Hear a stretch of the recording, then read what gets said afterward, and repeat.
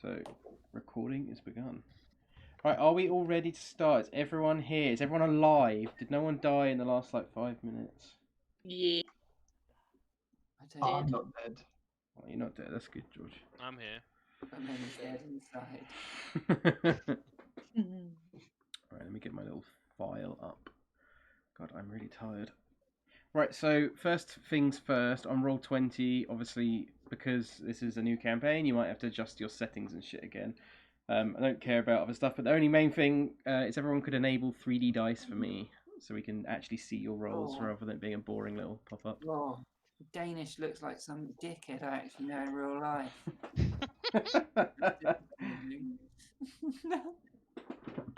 Lewis is like, and here to play Danish is... Kieran's best friend! Taurus looks like... Yeah, I like Jonas as well.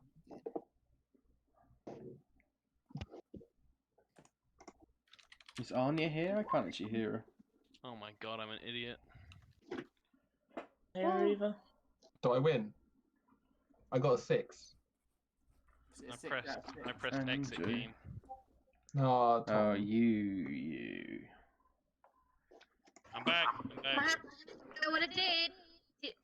Oh my god. The echo. She's in Anya, where are you? I'm so good. I can feel it. Tell us what you see. Don't go into the light. I disabled the microphone and I wondered why nobody could hear me. You've got 2 microphones on! I think it might be playing back to Roll20. Oh, yes. Anya, you need to turn your mic off on Roll20. I've muted her myself. Everyone should be. Shout help on Roll20.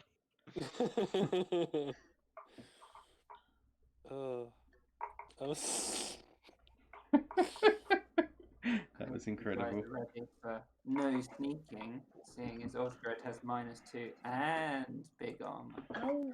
No, you got the Jorick. That's Jorik's thing. I'm so proud. The ultimate combo. Does he have -2 dexterity? Yep. Oh. Yeah. Brothers in arms. It's fun. In the You meantime. fail it every time. I always thought he had straight dex for some reason. Jorik, no. Right, so everyone, if you want to get your D&D Beyond character sheets up, just for the pure sake of it. Minus dex sucks hard. And then I want everyone to fucking roll for initiative. Oh my god, we're doing Night Battle was dead Royale. before the campaign even starts. You get off of that, Strahd. He'll punish you for that. Yes! Great, what a start. Right, can everyone read out their initiative scores for me? Or enter them Mine's a yourself. 5. You know? 5, nice. Entered mine. I'm not saying it out loud, it's too embarrassing. Well, actually, I'm going to give Tom a 25, so he automatically goes first. Oh, sweet! I like this campaign. You're the teacher's favourite people. This kind of benefits you get in my campaign, Tom. Yeah.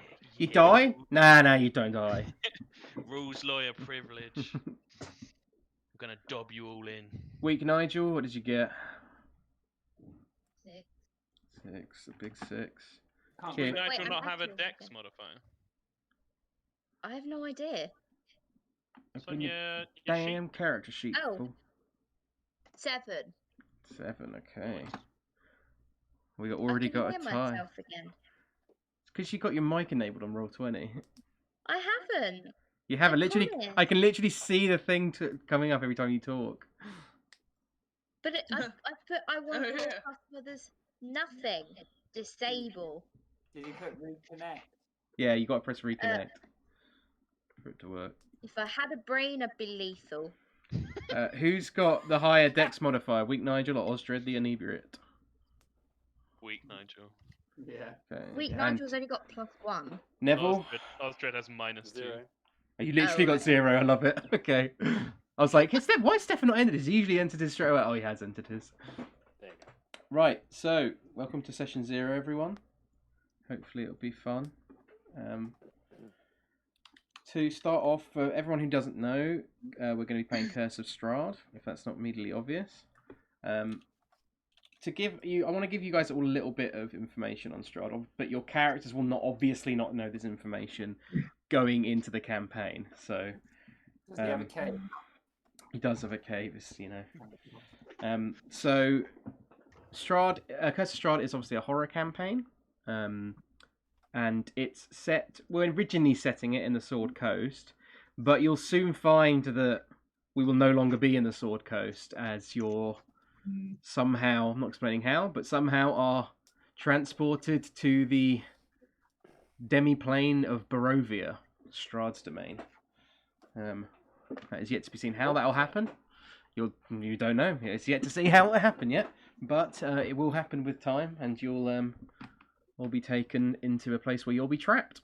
So it's going to be pretty oppressive and horrible, because you're not going to be able to go to your favourite tavern or anything like that, because it's going to be... Of the coronavirus. Yeah, basically coronavirus in D&D form. We already did that. Tom already did that campaign. With regards to the beginning, I was going to start a little bit of music, so it's not...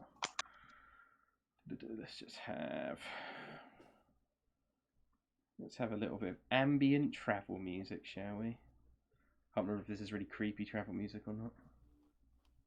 It might well will be. I need to actually unmute Google Chrome for myself. I'll turn it right down so it's very low in the background. I need to reconnect myself because I can still fucking hear Anja going through. Reconnect. Just reload the webpage. Right, so I thought we'd... From my parents, but not from you.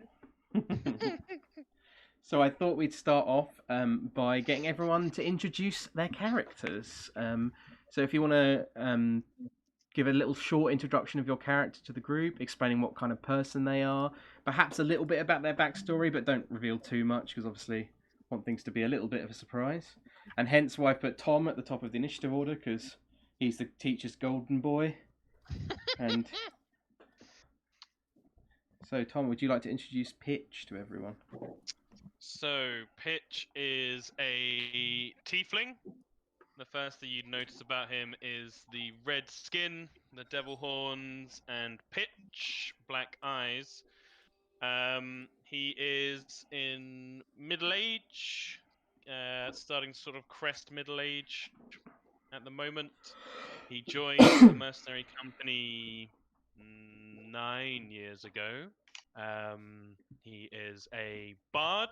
He considers himself to some degree a bit of a mascot and an encourager within the company. He comes from, well, originally he came from a small town upriver from Waterdeep, but his family moved to Waterdeep later on. He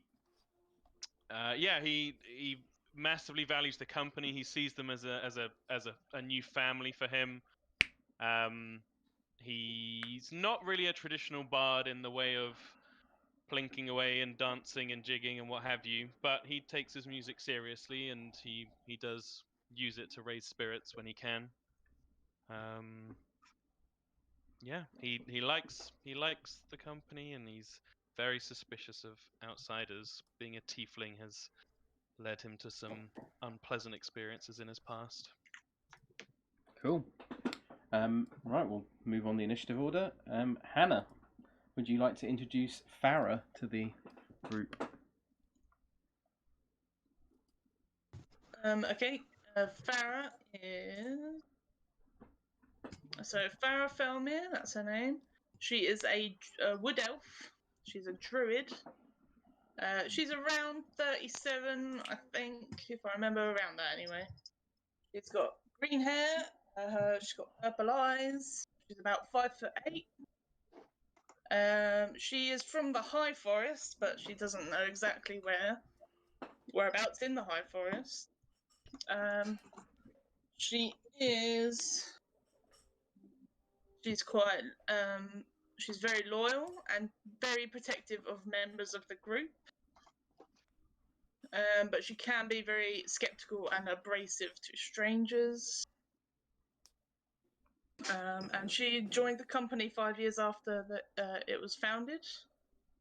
at about the age of 12. Whoa. Right. Cool. Thank you. Osdred. Oh yeah, Osdred. He's a dwarf.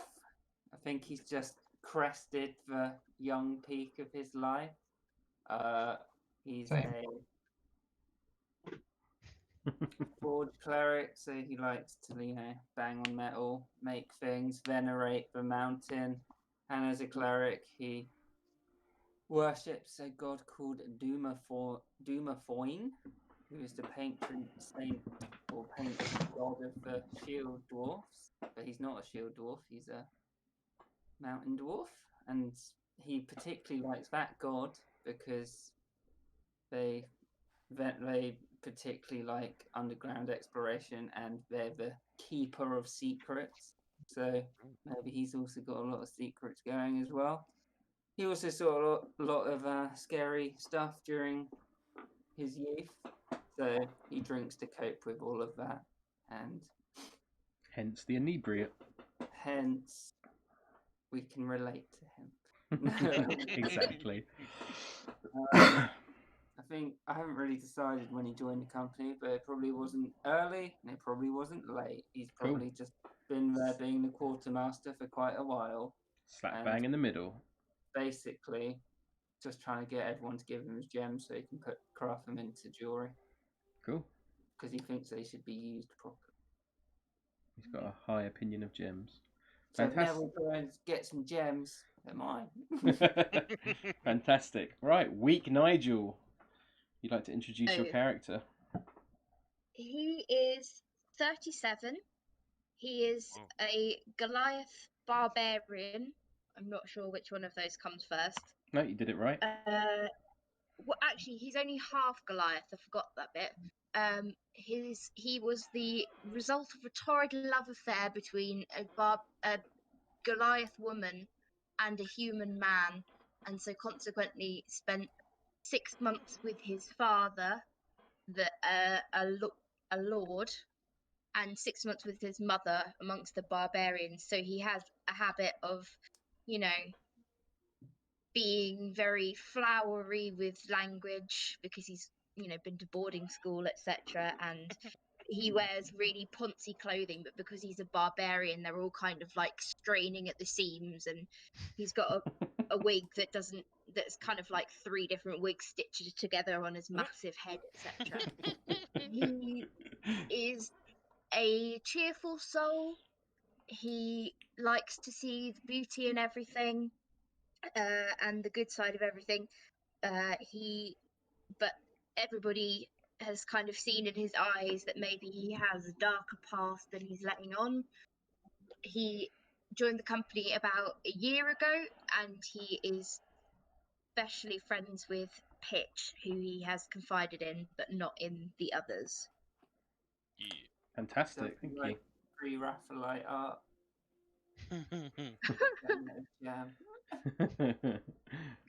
Right, we'll move on to Helen. You'd like to introduce your character? I don't have much for this, but let's see what we've got. Helen is she's a woman, human style woman, a monk. Yeah, she's into like martial arts and all sorts of kind of things. She's got some beliefs of her own. She believes in something, but I'm not quite sure what at the moment. Okay, that's fine. Very mysterious though. I think she's like mid-20s. She joined not too recently, probably a few years ago maybe. Yep, sounds good. Can't really think of it. Oh, she's I think she's got some sort of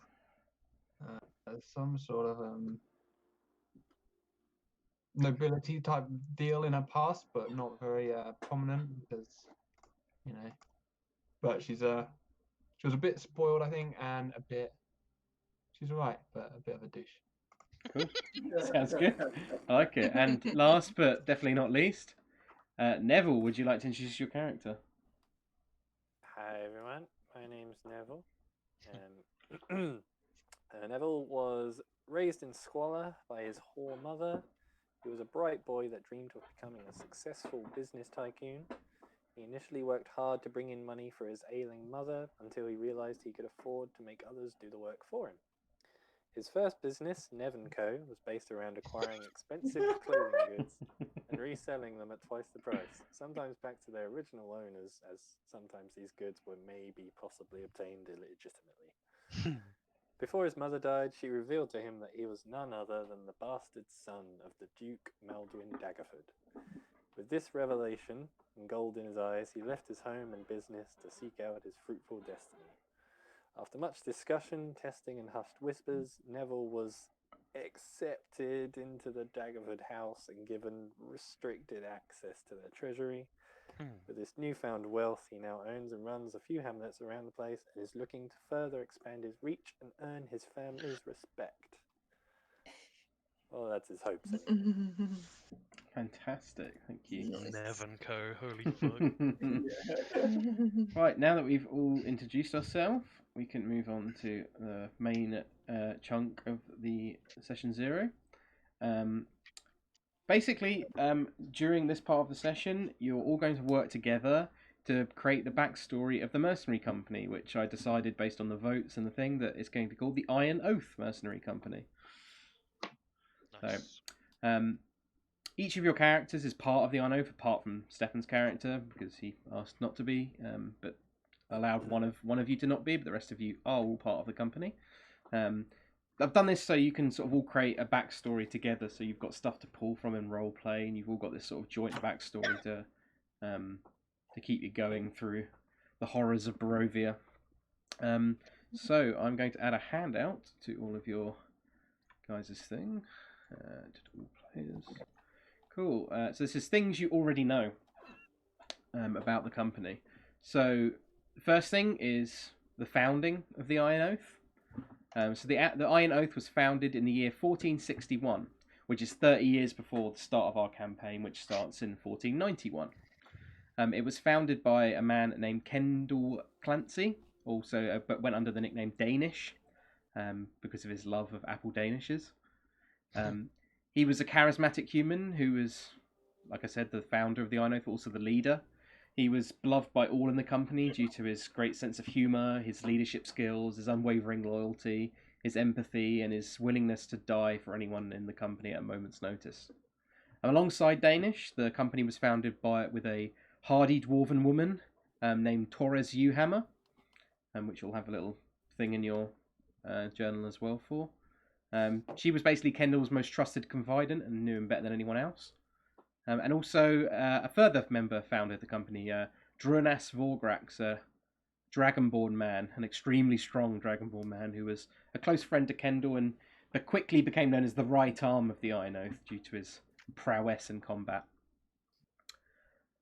Secondly, the company, in the 30 years existence that it's had, became pretty famous along the Sword Coast. So you could probably all call on that name and be like, oh yeah, everyone fucking knows who the Iron Oath are. Danish guided the Iron Oath to become probably one of the most famed mercenary companies, due to a number of missions that you completed for various people and factions across Neverwinter, Waterdeep, Baldur's Gate, and Daggerford. The company became particularly well known in the town of Daggerford for completing 5 missions for the current Duchess of Daggerford, Morwen Daggerford, who is the aunt of Neville. And probably one of the most important things is the death of Danish. So in the 5 years before the start of our campaign, in the year 1486, Danish sadly died in horrific circumstances which fractured much of the Iron Oath. Many long-standing members left in response, and those who remain still feel the heartache from losing such an important person in their lives. Since then, Torres Uhammer has taken charge of the company, but has had mixed results. That's hard to say. A divide within the company is formed as Torres accepts many missions that Danish never would really have approved of, such as smuggling. So you decide how you feel about that. Right. So now we've covered everything that all the characters know straight up. we're going to be presenting I'm going to be presenting a number of topics to you as a group. Some topics will be a group decision where you come to them as a group, so you can each bring an idea to the table, and then we can vote on it at the end to see which is the favourite idea for that thing.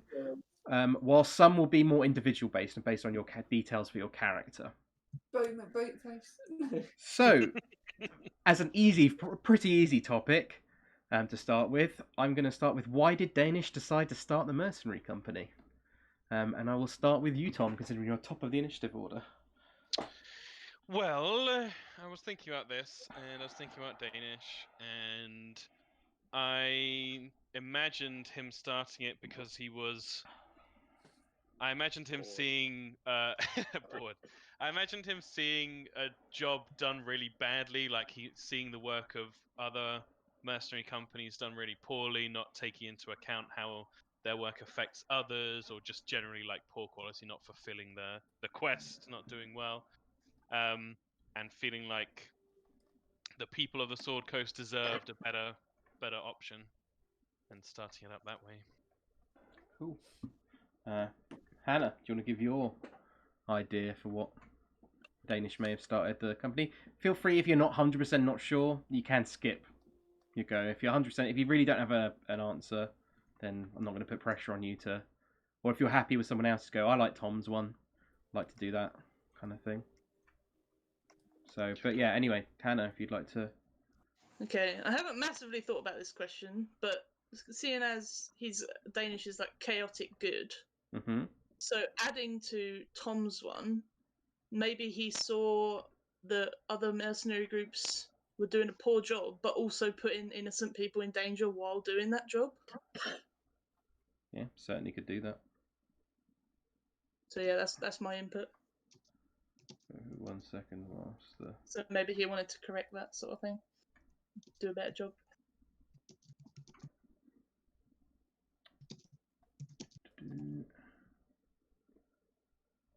Bear with me 1 second, quickly. I'll just adjust something. There we go. Right. Moving on to Osdred. Do you have any ideas that you'd like to add to that? I have quite an elaborate idea. Go for it. I like the idea that when he married whoever he did, he had a child with them. And when he married into his wife's side of the family, that was actually where he got his love from apple danishes for, because her father ran a windmill that used to make the flour from danishes, which he loved so much. And but one day there was an attack on a windmill, and because the flour went everywhere. This is goblins, by the way. Yeah. Because the flour got distributed, the whole place blew up, killing both his family members. And because he had experience from his childhood, he kind of rounded up a few guys that got them on. And that's kind of how it started. Vengeance on the goblins for blowing up and killing his family of the apple Danish mill. Okay, I like it. Nigel, do you have any, or Anja? Sorry, I'm going to keep referring to you as your characters because it's just right there in the thing. It's okay. Do you have any ideas you'd like to add? Well, I thought that it would be the two eternal motivators of money and women, but maybe not. The third motivator, apple danishes. He doesn't care about money. All he cares about is apple danishes. Yeah, no, that's fine. Okay. Meh. Anything more, or was that it? No, I didn't really have I like Tom's idea. Okay. Helen or George, do you have any ideas? I like what Tom and Hannah said too. I think it's cool that he's like, he's trying to make things better. He makes a good company, and it all goes well until he dies. And finally, Neville.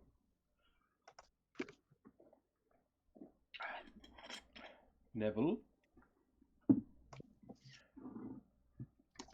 Second night having been, because he's in the chat, but I think he's having a few issues.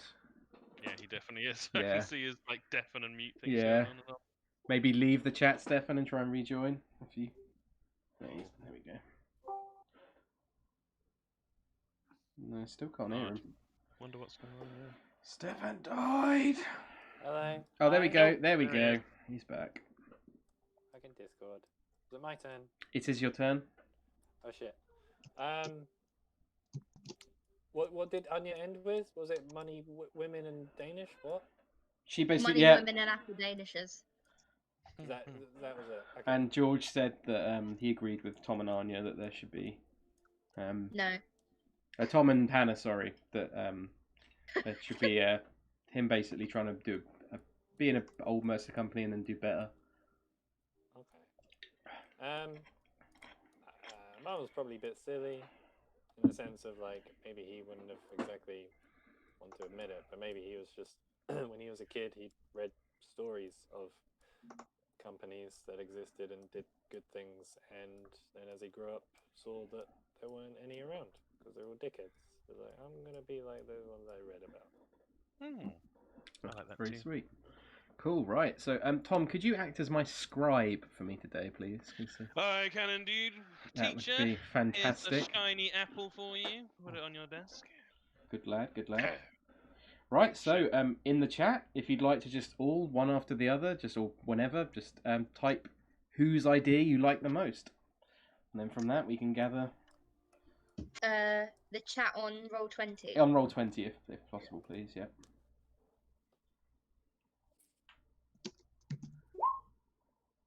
Only one. But yeah, that's fine. Oh, sorry. I'm joking, it's fine.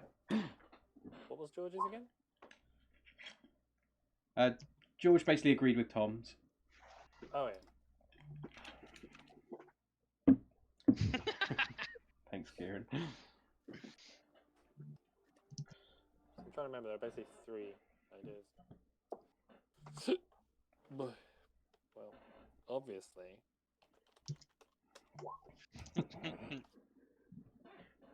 Preferably if you could vote for someone else, that would also be nice. We'll trade votes, Stefan. There you go. Yeah. Right, so it seems like we've pretty much decided on sort of Tom's and also kind of Hannah's as well. Tom, so you think that you just want to repeat again just what you think? Oh, forgot. That he witnessed poor mercenary work from others. I like the idea of Hannah's. Perhaps he saw other mercenaries cut down some innocent people when it wasn't needed, and he thought the Sword Coast deserved better, and they shouldn't have to turn to these horrible people to get work done, and he founded it because of that. Cool. If you'd like to write that down for me, Tom, that'd be fantastic. Okie dokie. And then once you're ready, we'll move on to That's the fine. second topic. Okay. Just So- maybe put me at the bottom of the. Yeah, that's fine. So this Yeah, is well, actually perfect for that. So the second topic is going to be a more personal one. So when did each of you join the mercenary company? If you can give me the exact year, that'd be handy. And why did you decide to join up with the company? So we'll skip Tom's, go and do him last. But Hannah, when did you join the company and why? I know with yours, it's obviously a backstory thing, so you don't have to say exactly why. But I'm not telling you why. yes. It's 5 years after though. So is it? I think I've got yours. It's in 1466, wasn't it? Yeah. And you joined the company at the age of 12 under sort of mysterious circumstances.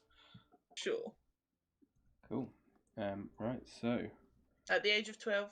at the age of 12, yep. Osdred. So currently, Hannah's character is the longest standing member of the company. I'll say that. Well, my guy actually went with Danish to help when the mill got blown up. What? He's trying to canon his flour mill idea. Oh. Probably like 10 years ago. 10 years ago. 14, 1482. Is that what you said? Yeah. Cool. Let me just. Same year as Tom. Yeah, it's the same It year was as the same Pitch. too. I'll say 1483 then. Okay. 1483 then. So let me just quickly write that down.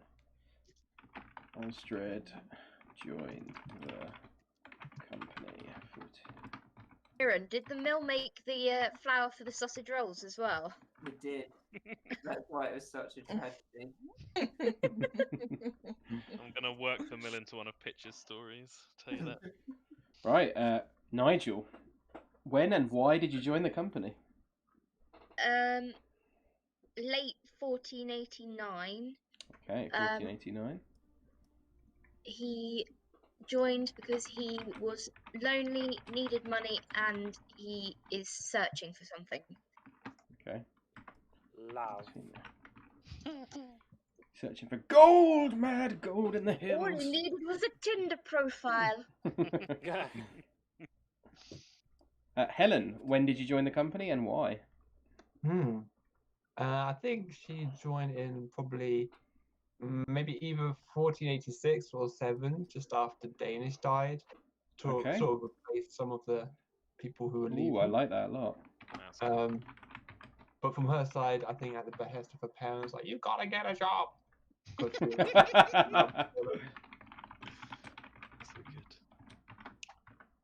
Cool. I like that a lot, actually.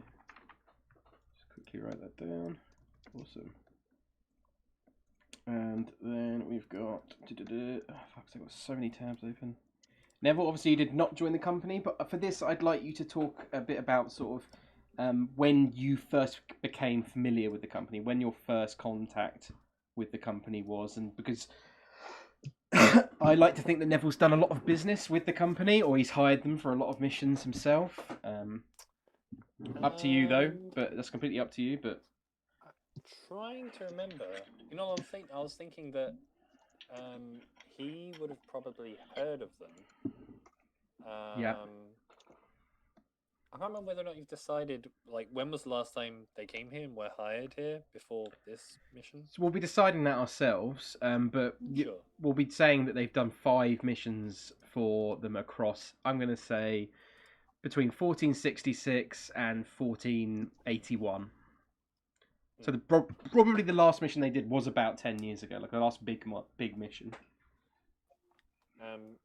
Yeah, I guess if they were around since Neville turned up, I'd like to think this is probably going to be his first mission and business dealings with Okay.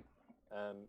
He may have bumped into them at some point previously, but no, it's going to be some introductions and some getting to know each other. So he never met Danish or anything? How long ago did you say Danish died? He died 5 years ago.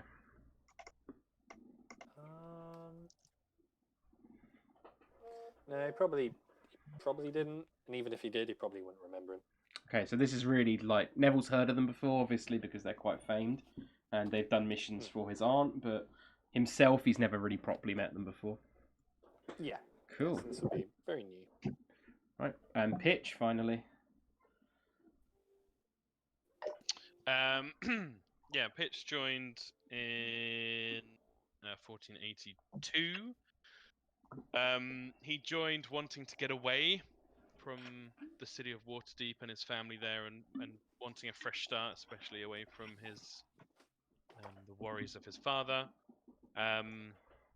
He knew he had some skills with a sword, and he had his bardic skills were developing, and he wanted to push them further as well.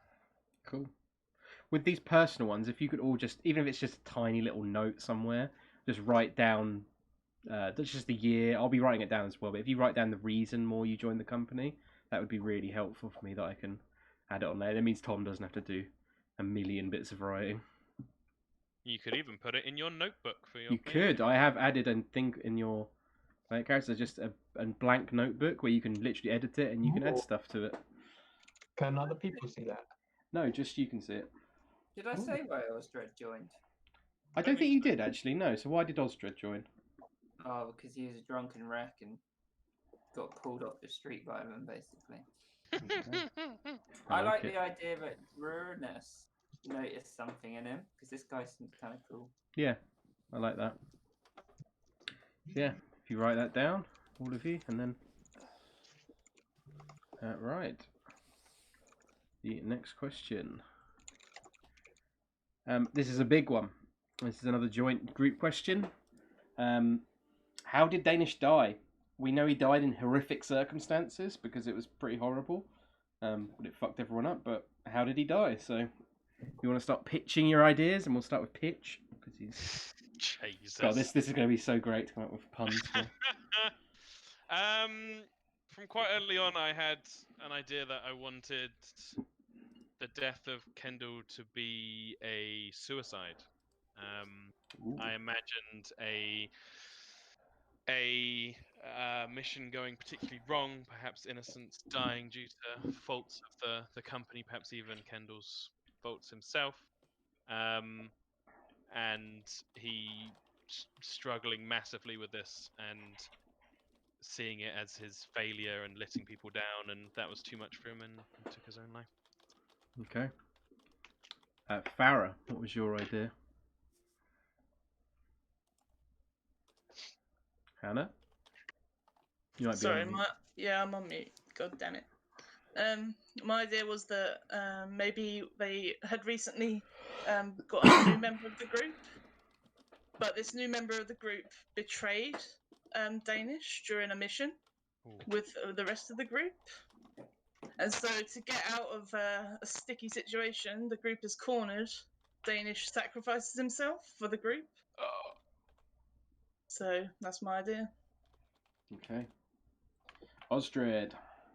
I like the idea that, I don't know where it would be, but they went off somewhere, complete the contract, but Danish took a real dislike to someone, but they weren't included within the contract, but he was the guy that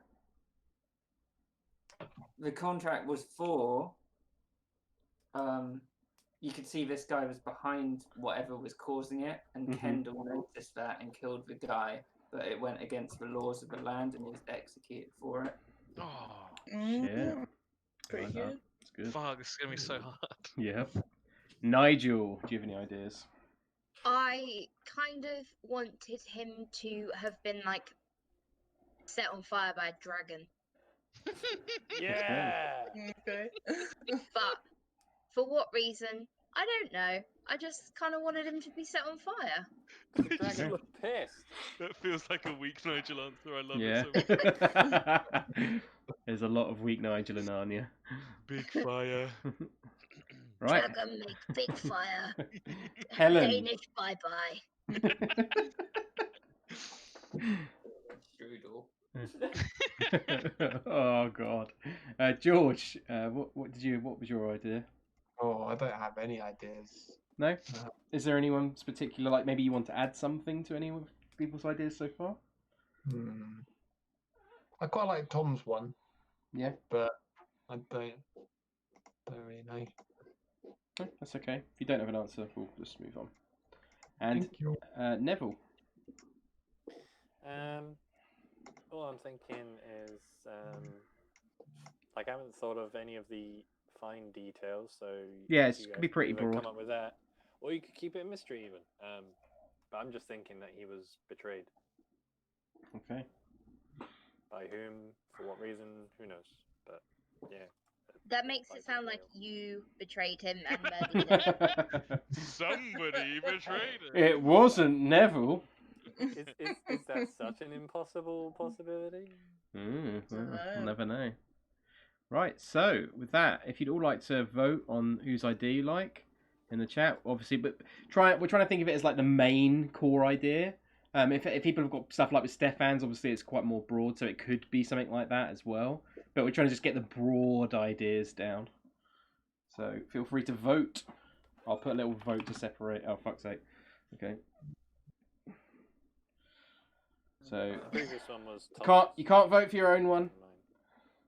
Well, I just did, so Well, Shit, she's right. You that vote. was a Sibley answer. Okay. Fuck, what were they again? I went with suicide. Farrah was sacrificed himself Mhm. because the company was betrayed. Osdred was the law of the land. George wasn't sure. Stefan, betrayal. Anja, dragon. Okay. Fuck, Just waiting it's for hard. George's vote. And Why Tom's is vote as nobody well. voting for the dragon death? Ooh, it's I 50-50 like at the moment. Kieran or Stefan's. Or mine. 'cause Betrayed Mine's right amazing. now. Well, it's down to Tom now. Is he going to vote for Kieran or is he going to vote for someone else? And we'll have to go to a tiebreaker. No, Oh, he went for Kieran. So, Kendall was killed whilst trying to... well, you can say it, Kieran, because it was your idea. Oh, Just to it's more repeat like it. they completed the contract, but he realised that there was someone noble Mm-hmm. who was behind the cause of why the contract got put out, and he killed him. So, and then the law came down on him like a ton of bricks and executed him. Okay, I like it a lot. So yeah, I really like that. Would something like that? Cause what I was thinking is, would something like that give the company a kind of Bad disrespect or reputation. distrust for Definitely, law? and that could add into why, perhaps why Torres has been forced to take more kind of nefarious means of work. You could even put betrayal in, like that guy who got murdered. He could have been with the company, and then Danish realised something, but he's trying to steer them away from the actual cause. Pretty good. And we got the general idea though. Obviously, What do you fancy, Kieran? Because I'm writing it down now. Guy in the company or member of nobility? Oh no, I meant like well, maybe someone went with Guy. them, help them, but was actually steering them away. So it's So, kind yeah, of a combination of mine then, if it's like a yeah, guy. has a combination of quite a few. Is the guy steering them inside the company? I wouldn't say so. Okay, cool. Okay. Cool, I'm writing it down. Sorry. Thank you very much, Tom. Right, so this is again a more personal question. So the next topic is, what is your relationship like with the other members of the group? Who are you closest to and / least close to in the company? It's going to be interesting, I think, because it will show how some people feel about people and other people might not be that actually concerned about them, which is kind of interesting. And This is where the company tears itself apart. Yeah, we'll start with Farrah. Okay. Rumble, piss off. Piss off.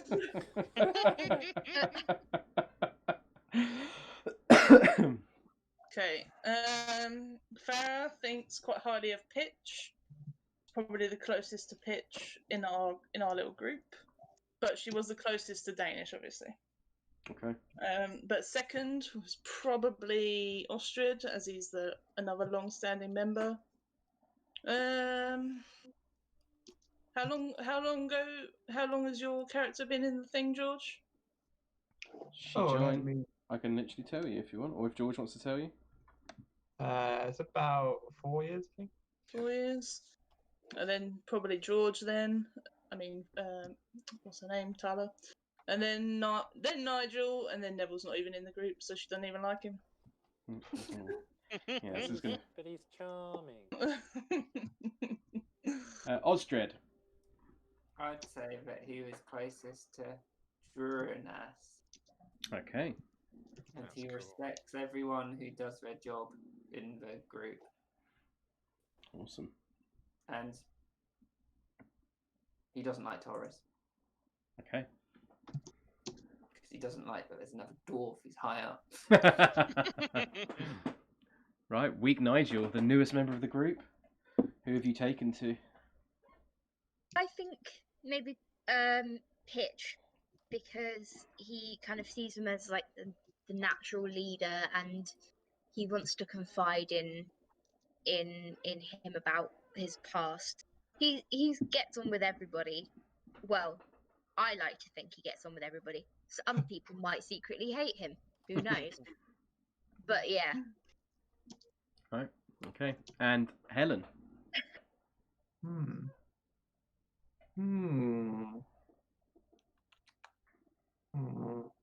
Let me just choose my friends. I can imagine this being a tough choice for Helen. Yeah. Who likes crystals the most? I feel like she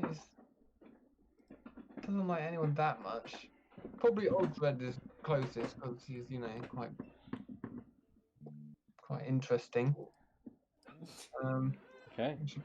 Yeah, and weak Nigel probably less so because he's a Bit dim. bit. Okay. Nev obviously not had any contact with the group, but So if there's anything you want to add here, you can. But obviously, this is less relevant to Neville himself. But Neville would like anyone who is willing to do the job. okay. Not put their own preferences before anything. Just keep this professional. Sounds like you might get on with Osdred. Yeah. And finally, Pitch. I think Pitch would feel closest in a peer-to-peer way to Farrah, Mm-hmm. but is very fond of Weak Nigel and sees Weak Nigel as an innocent in some ways and a little beam of light and a mascot to the group. He would be. He gets on with most, I think. Even Helen. With Helen in part of the company now, he would be trying hard to befriend her. Okay. But probably, I guess for Pitch it would be a case of who's been there longest. So who's been there the least time? Is it Nigel? It's Nigel, I yeah. think it's me. Yeah. So interesting. Oh, gotta- great! Weak Nigel No. thinks you're his best friend. Oh, No. it's Rock all over again. No, Pitch really Amazing. likes Weak Nigel. I Didn't knew that as soon as expect him Weak. to be the rock of this bloody campaign. No, Pitch is very protective. So I'd say Helen's the least liked by Pitch. Yeah, fuck you, man. Right, interesting. Next question. Even more so than Neville. No, he Yeah. fucking hates Neville. But Yeah. if he hasn't met Neville yet properly, then yeah. Yeah. But outsiders can fuck off. Right. So next topic. Horns animals. Next topic. Another personal one. What does your character contribute to the company, combat-wise or not? We'll start with Pitch for this one. The combat role Pitch will be playing is very much sort of in the middle.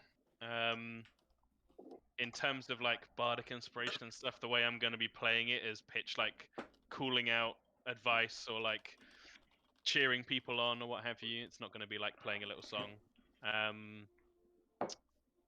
He will be, he probably won't be trying to get in the front line much, but can jump in if needed. In terms of non-combat, he sees himself as a real encourager and will be checking in with people regularly. Like he wants everyone to make the best of themselves and their time with the company and wants them to feel part of it. Okay. Farrah.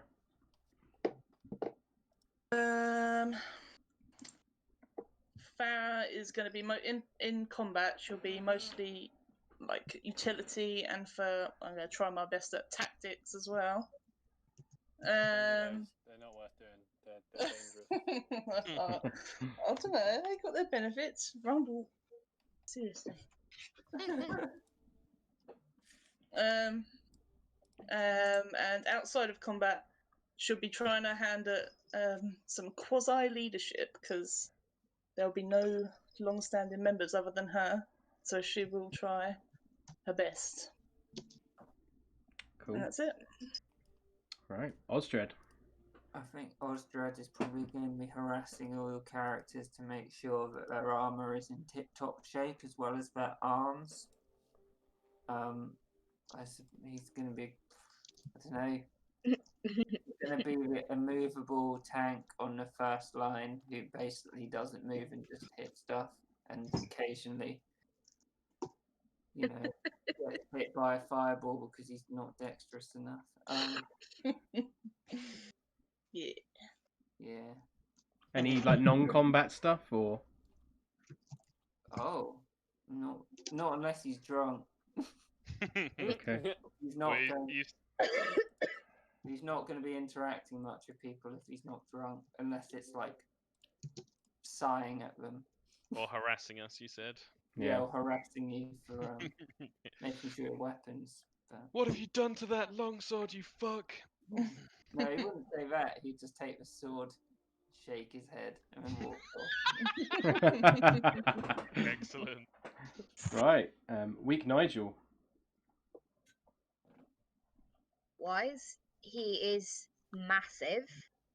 So, and he already has like 19 strength. So, I feel like that answers that question. Mhm. And non-combat wise, the bit that I forgot is that he is like the company healer kind of thing, but his like potions and stuff, I suppose, only work like 50% of the time. So he could heal your broken leg, he could turn you green, who knows? Yeah, so me and Anja agreed that she would start with the healer feat from the get-go, but because Nigel thinks he's great at healing, but he's not actually that great at healing, that when he does the healing, because when you've got the healer feat, when you've got a healer's kit, you can use it as an action to try and heal somebody, and you can also automatically stabilize somebody. But with weak Nigel, if he tries to stabilize you, there's a 25% chance that he'll actually give you a fail death. And if he tries to heal you, there's a 25% chance that he'll actually damage you for that much instead. God. Hey, guys. So keep away from weak Nigel's healing hands. At least I've Well, never you've been shot knocked down, anyone you in have the no butt in choice. this one. Yeah. That's terrifying. I found out that the healer feat also, if you stabilize them, they don't just stabilize; they go back to 1 HP, Oh, I did not know that. which Nice. is crazy. Which would be very good. Mm. Right, Helen. Oh, Helen, I think is I mean, yeah, don't really know that much about monks, but I imagine she's like running in and out and like kicking people, flying kick, She's chop like 'em a up slightly. martial arts expert. Yes, all that sort of stuff. And within the company, she also, I think she's sort of, at least, I think I imagine her bringing sort of a touch of class and like, like a, no really, like a good, yeah, I don't know, something like that. Okay. Like she's trying to make people a little bit better, bring them up in classiness. I don't know if you like the idea, Yeah. George, but I quite like the idea that maybe she held her own kind of like classes to try and train other people, maybe. I don't know if that's, but it's completely down to you. Oh, could be, maybe.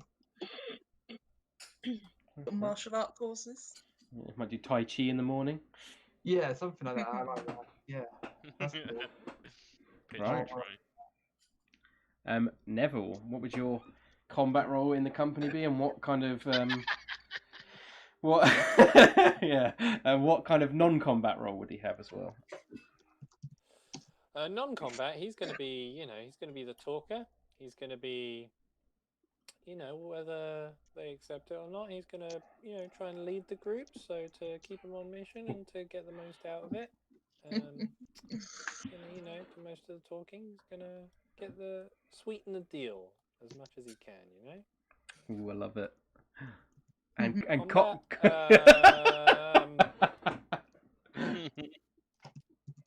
watch out. You don't know what he's going to do. Just saying, if everyone starts following Neville, Farrah's just leaving. She's going to kill herself. I think Neville might think he's the leader. Neville's going to be dangerous. You see someone's going to go down, they're going to be prone, and he's going to see an enemy and then push that enemy over them. Like old school. Yeah. Old school Yeah. style. I love it. Right, and we did cover pitch, so on to the next question. This is probably my favourite question of all of them. Can you all please come up with a random member of the company, name, rage, ace, etc., and their role within the company? Holy shit. Wait, So- what? Can you all please come up with a random character to go in the company, a name, race, and age approximately, just old, young, or middle-aged, and their role within the company? Feel free to use the random name generator on, you can just search. If you were doing Tiefling, go Tiefling random name generator and pick one. Can you give us like a couple? Yes, of course. I'll give you. I'm going to go for a quick pee, so by the time you come back, hopefully we'll have something. Oh, me too. Yeah. I'll It's just pee the and drink. Kieran round. Yeah. Jesus. All right. Be right back. Kieran's We didn't cracking his bother, so we knuckles. Let Kieran. Yeah. Um, When you create a character on D&D Beyond, you can actually press random, so everyone knows that. Why? You just use your name generator in your head. Yeah, go on. I'm pressing the button on the Kieran name generator. What's coming out? Shield a bear. All right, there we go. I'm pressing randomize on D&D Beyond. Choose level. Did he say what level we do? Level 1, I assume. He'll probably decide it. I think it's just like cook, that sort of thing. Okay. Like, God, I need to think of some really weird role. The butt scraper. Fuck, there's too many cool races. He would be. Do we know? Wait, okay. Very quickly, what classes is everyone so far? We Not have races, but not classes. we have bard, monk, cleric, barbarian, druid, and rogue. Well, one of everything. Well, we don't have fighter, warlock, wizard, Paladin, sorcerer, yeah. paladin. Okay. I let's thought get it some was magic just in. like their role, not like their class. I think, I think he did kind of mean Okay. that. Like, I'm Yeah, thinking of making an air ganassi that provides air conditioning to the party during their thing. Or is that too What? stupid? An egg? An air ganassi. They're a I type heard of- egg as well. They're a Everything type like- of. Egg? Air Egg. conditioning? What?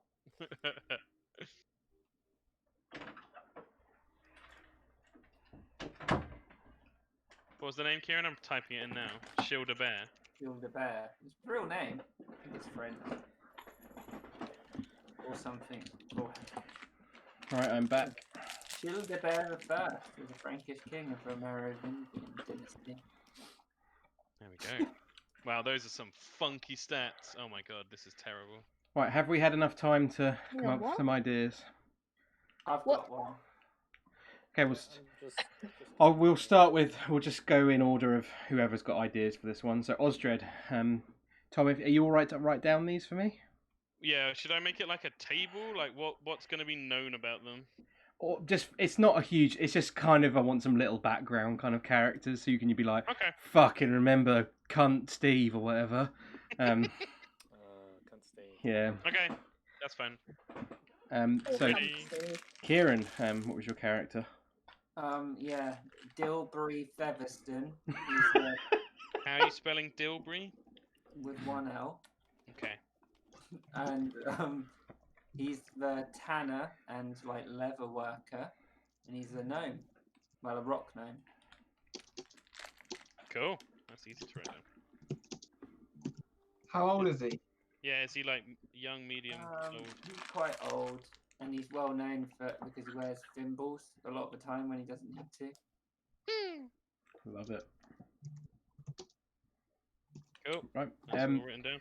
Anyone else got an idea yet? Yeah. Yeah. Okay. I'm worried by that voice tone. Stefan, go ahead with your character. So You may have noticed I purposely didn't put this in the thing because I wanted it to be like spontaneous as fuck. So you've got Pimkin, the stout halfling. Pin or Pim? Pimkin. Bimkin. Um, Stout heart halfling. and feel free to choose anything magical, sorcerer, warlock, wizard, whatever. He's a Oh, roll a dice. massive risk taker. Wizard. He's just like, fucking, let's do this crazy spell and see what happens. And if it goes horribly wrong, his luck might come into it. He's a Pushing halfling luck. I like that. Cool. Cool. Young, Right. old, middle, young. young. Who drew Cool. that Pokemon card? Holy shit, that's good. So, who do you think drew the Pokemon card? Oh, George probably, I assume. But Jesus Christ. Right. What? So we've done That is sick, we've man. done Kieran It and was the Stefan. whole Has thing. anyone else got any ideas ready? Yeah. Go on then, Hannah. I'll just post it. There you go. Selfie photo. Young gnome. I love it. Writing this down. That's Young amazing. gnome. Oh my god, that is amazing. Painter of portrait. Cool.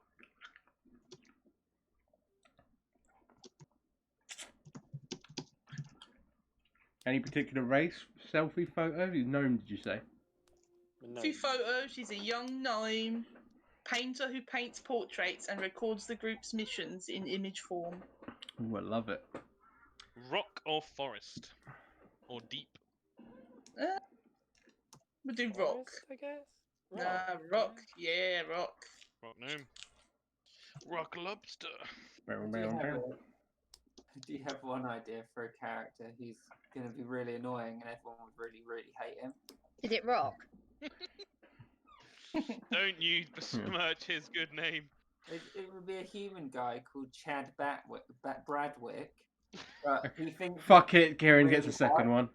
Alright, we all knew this was coming. I'm Right. writing it down, Kieran, go ahead.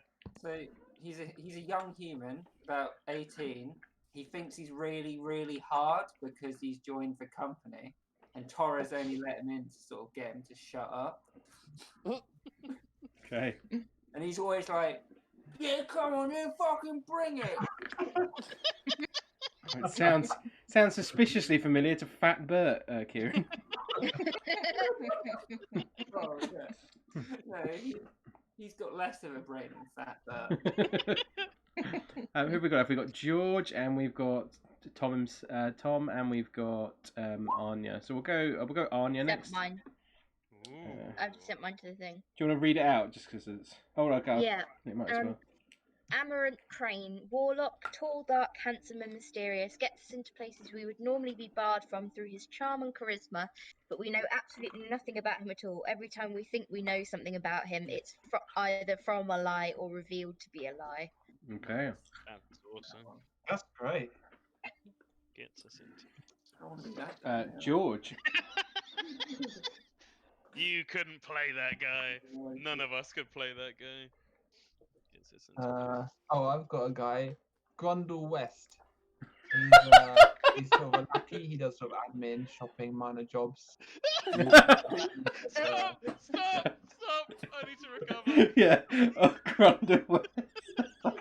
So good. Like a middle-aged half-orc. Oh, that's fucking great. I love Can it. he have glasses? Please, can he have glasses? Oh my god.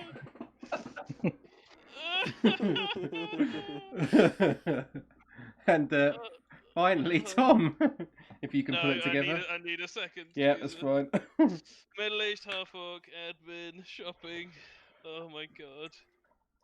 General Lucky. Imagine Festus with 2 shopping badges. Yeah. Throws a single copper at the shopkeeper. There you go, mate. Oh Jesus. Okay. My person is named Shilda Bear. Thank you, Kieran. And she is an air ganassi. She's like a masseuse and a comfort specialist. She provides us with like air conditioning with her air ganassi powers and calms people down. Has like a little sauna kind of system going and all that kind of jazz. Oh yes. Not where I thought you were going with that, from masseuse and comfort specialist. I fucking love it. Right, next question is a pretty important one. So the Mercenary Company, so the Iron Oath, has performed 5 missions for Duchess Moore and Daggerford, which gave you quite like a renown in that particular region. These have happened since. Let me just quickly check on my years list. These have happened between the years of 1466 and 1481. what were these 5 missions? What did they entail of? Yeah, just give a basic description of what the mission might have been. So we'll start with, if Tom, if you could write these down, and I'll put you last again. Cool. That would be great. We'll start with Farrah. So Give me 1 second, Farrah. I'm just finishing off Amaranth Crane. Nothing about Okay. everything. Cool, I'm fine.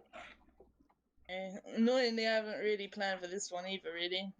that's fine. So maybe, but If you're not sure, we can always pass it along and then come up with ideas together at the end.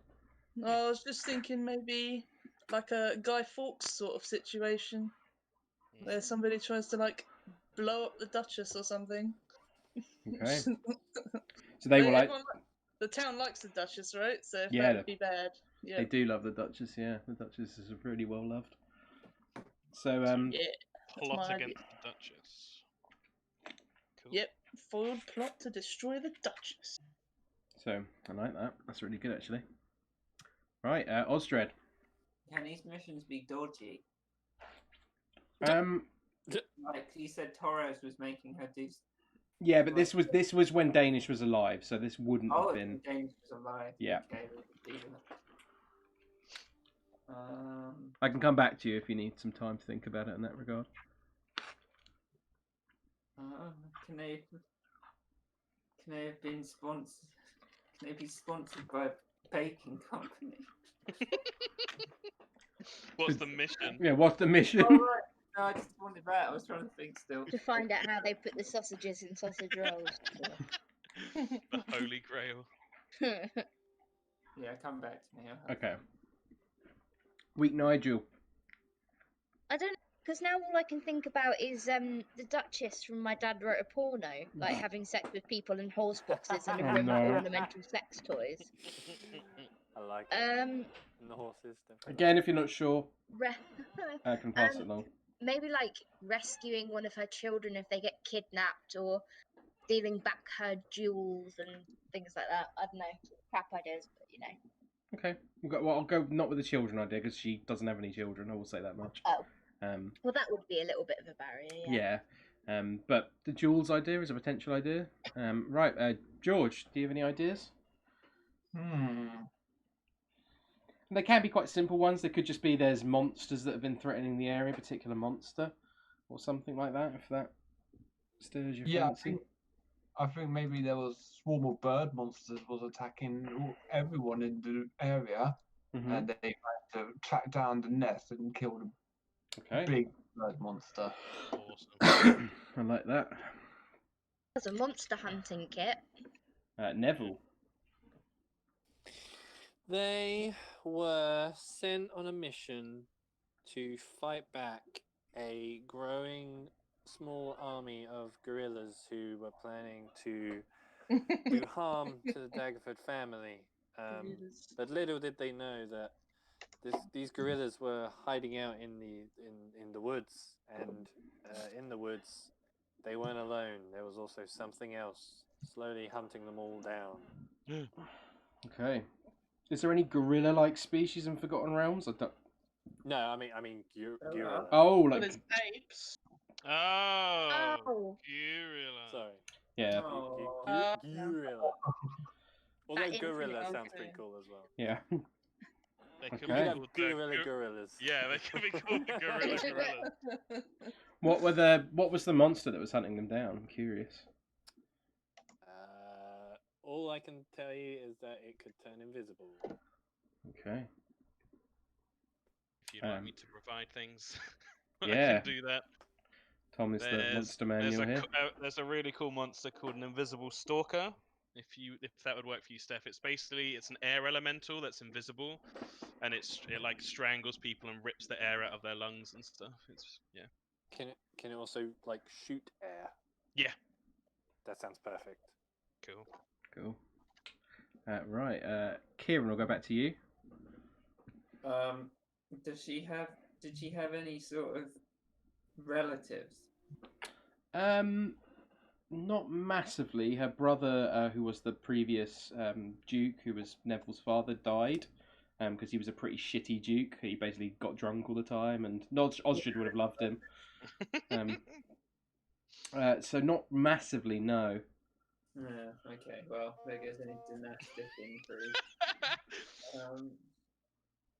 If it makes you feel better, Kieran, Hannah took my idea instantly. What about sausage roll eating competition?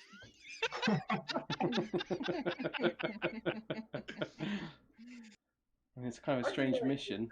The idea that they did a lot of work up and down the tradeway, Yeah. like defending her assets and particular businesses that she revered. Was there like a particular mission of one of these that might have been like unique, or maybe like a monster attacked, or a particular weird group of people attacked? Yeah, ancient red dragon. No, Yeah. I Cthulhu.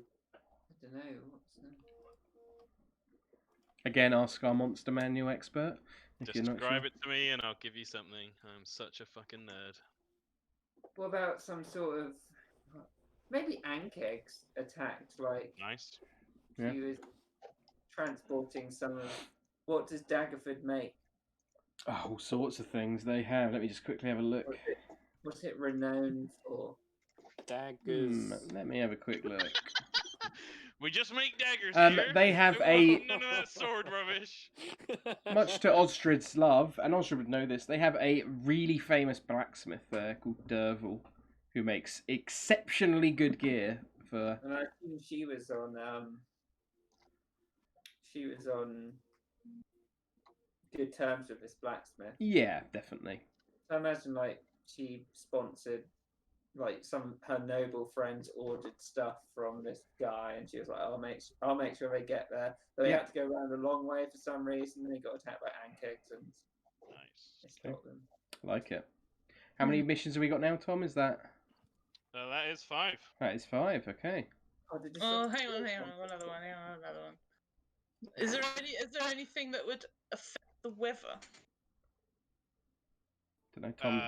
Yeah, loads of things. Druidic powers. There are some creatures which can change the weather. Some types of giants interact with the weather a lot. So I was just thinking maybe we kill something that was affecting the weather and therefore all the region's crops. So that would make us like renowned to the region and not just to the Ooh. Duchess. So we Pretty cool. save everyone's crops. That's cool. Take the sausage rolls by proxy. By killing. What would be good for it? Yeah, weather stuff's often like a druid or a shaman. Be an evil druid. Yeah. I'm gonna call them a harvest cult. Ooh, I like it. Can they wear what's it? Burlap sacks on their heads. Yeah. Yeah, love it. So we've got 5 missions there now. Awesome. 6 now. 6 even. That's fine. We can keep it at 6. Right, next question. A more personal one again. Has your character... This is okay, just to answer no for, but this might be quite a good one for Stefan in particular. Has your character spent significant time away from the company, and what were they doing in that time, if they did? We'll start with... we'll go to the top, and we'll just start straight... Now, we'll let Tom write it out again, because he's a good golden boy, and we'll start with Hannah. No. No, that's fine. Osdred. Not since he joined. Okay. Weak Nigel. I assume not, because he's pretty new. No. Okay. Helen. No, I don't think so. No, that's fine. It's basically the question is just for Stefan. Stefan, is there anything in particular you would have done during those years that you want to talk about that was obviously not part of the company? So is there any in particular mission or something that you might have or done something, or particular trade deal that might have been interesting, or... No, Neville would have pretty much rocked up in Daggerford. Yeah. Probably just slowly grown and started almost like an infection. He just started buying out and owning more and more, and the Daggersen family were just like, God damn it, what's he doing? He's buying everything. Okay, and finally, Pitch. I don't think there would have been an extended amount of time, Mhm. but Pitch would have periodically travelled or like stopped off if they were going there anyway in Waterdeep Yeah. to check in with his family, because Oh yeah, and crud. and Crud, yeah, Yeah. at the skewer dragon, but because yeah, his family have got some concerns going on. Okay. So you would have just noticed as a group, like occasionally Pitch would be away for like a few days or a week, and then would come back. Awesome. Next question. Again, quite a personal one. At some point in the time, this would have not applied to people who obviously joined after Danish died, but for the people who did join before, each of you shared something personal with Danish during your time at the Mercenary Company.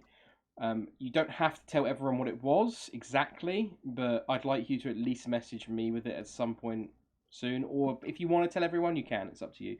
But what was it, and how did he help you respond to it? Oh yeah, Osdred admitted to Kendall that he actually really loves peach snaps. Okay. How did Kendall help you with this? He said it's okay, men are allowed to like peach snaps too. Okay, I love it. That's not a real one, by the way. Okay. Oh, Okay. what? Down, Kieran, Should it's I not down. write it down? No, write it down. It's not a real one. In parentheses. We'll go with Farrah then. I can't say mine because mine is part of the backstory. Okay. But try and describe it in very vague terms if you can. Okay, Farrah told Danish something, and he said it's okay. Okay, great. It's okay. Very helpful. Right. It's Danish. I farted. Osdred. Oh. Well, he just kind of, told him about his drinking problem and was like, I'm not sure if anyone's really noticed, but I found it really difficult. Yeah. How would have Danish helped Osdred? Would he have helped him stop his drinking problem briefly? But then after he died, he. I think Kendall was the kind of guy who knew that if he loaded up Osdred with work, he wouldn't have time to actually drink. Yeah. That's kind of how he did it. That's cool. So it wasn't really he worked out. He helped him, but not in a specific way. Maybe he did it in a kind of douchey way, where it's like, I could benefit off this guy. I don't think Kendall was that kind of guy at all, so he wouldn't have done that. Well, that's how Osdred felt, I think. Yeah, that's fair enough if Osdred thought that, but we're talking more in meta sort of terms, because you can talk about it in not necessarily what Osdred would have known, but so you think do you think Osdred would have? Because I would say that all of you liked Kendall a lot. He was a big thing when he died. So do you think Osdred would have? Do you think Osdred would have appreciated him giving him more work, or? He would have really, really moaned about it, but Yeah. I don't think he would appreciate it. Okay, I like that. Nigel, you did not know Danish in your time. Neither did Helen. Neville, you did not know him either. So it's just up to Pitch then. Pitch is drawing a pistol. Hold on. It's a boomerang pistol. Oh man. Pitch. So being a tiefling, Pitch got a lot of shit in Waterdeep. Even more so than in the village before. From Kendall, he learned that people don't always just judge you based on your skin and how you look and the rumors around that and so on, because Kendall just treated him as a person, and from that he felt that was really a way to step into this new sense of family and friends that he really hadn't had before. Okay. So it was a huge deal for Pitch. Going back to you, Farrah, do you think from what you could say a bit more is something like Kendall was a bit like a father figure to you because you joined so young? Oh yeah, well, yeah, he was, yeah.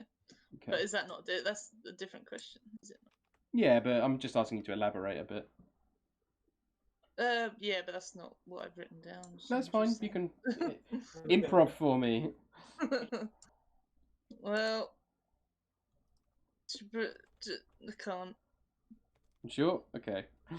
Yeah. That's fine. Okay, we'll move on to the next question then. This is another group question, but it's not really like a voted one.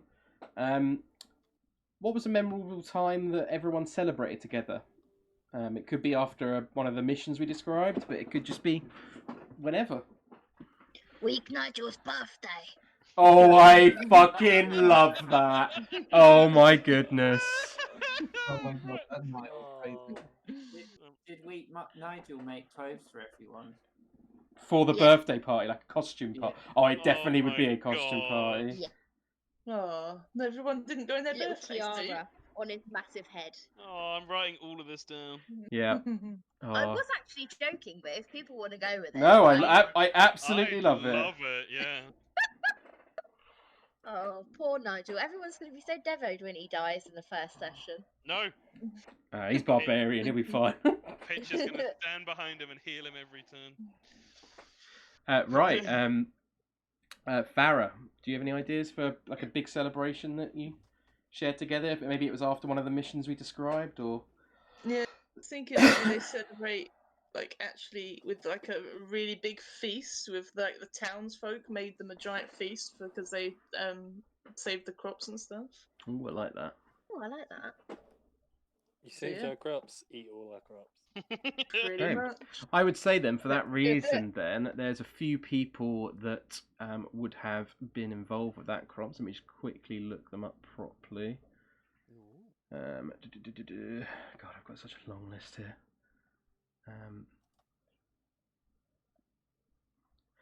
There would have been a local barber and well, a guy who operates as a barber and a mortician. Nice. He does both. Called Hunnet Hunstone, who's actually a female lawful good dwarf. She would have appeared. There also would have been a very famous paladin, who is actually a level 20 paladin. Is a retired paladin called Surethos, who definitely would have appeared at that feast. There also would have been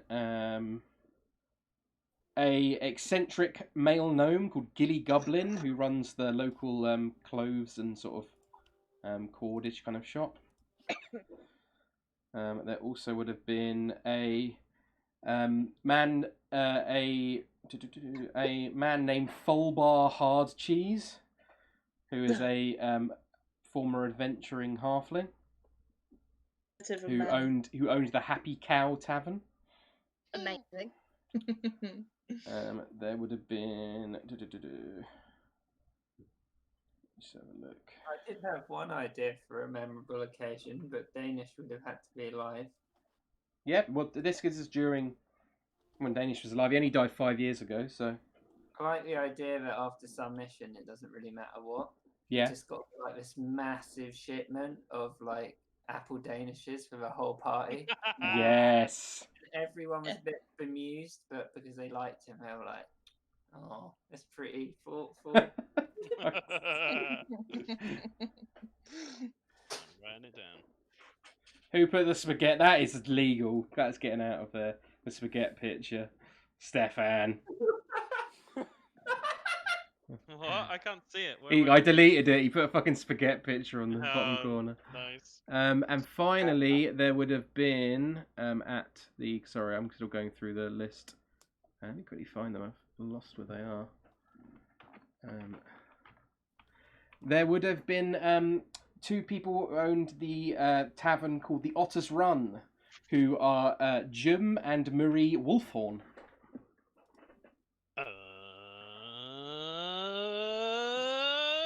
Okay. Just a little reference there for you. Yeah. Oh. Blam's parents. There it is. Actually, no, they're not, but Shit. Blam's aunt and uncle. yes. What was the name of the tavern? The Otter Run. So, cool. So there were some notable people you met at that meal. Can we say a crud did the events management? It did. Fuck it, why not? No, he's not. No. that fancy. Okay. He doesn't leave Waterdeep. Come along. Yeah. Right, so we've done Farrah, we've done Osdred's idea, we had Weak Nigel's birthday. George, do you have any ideas for a grand celebration they might have had after a mission? Maybe more recently. Maybe since Helen's joined, they completed a mission and maybe, yeah. Helen cleansed our chakras.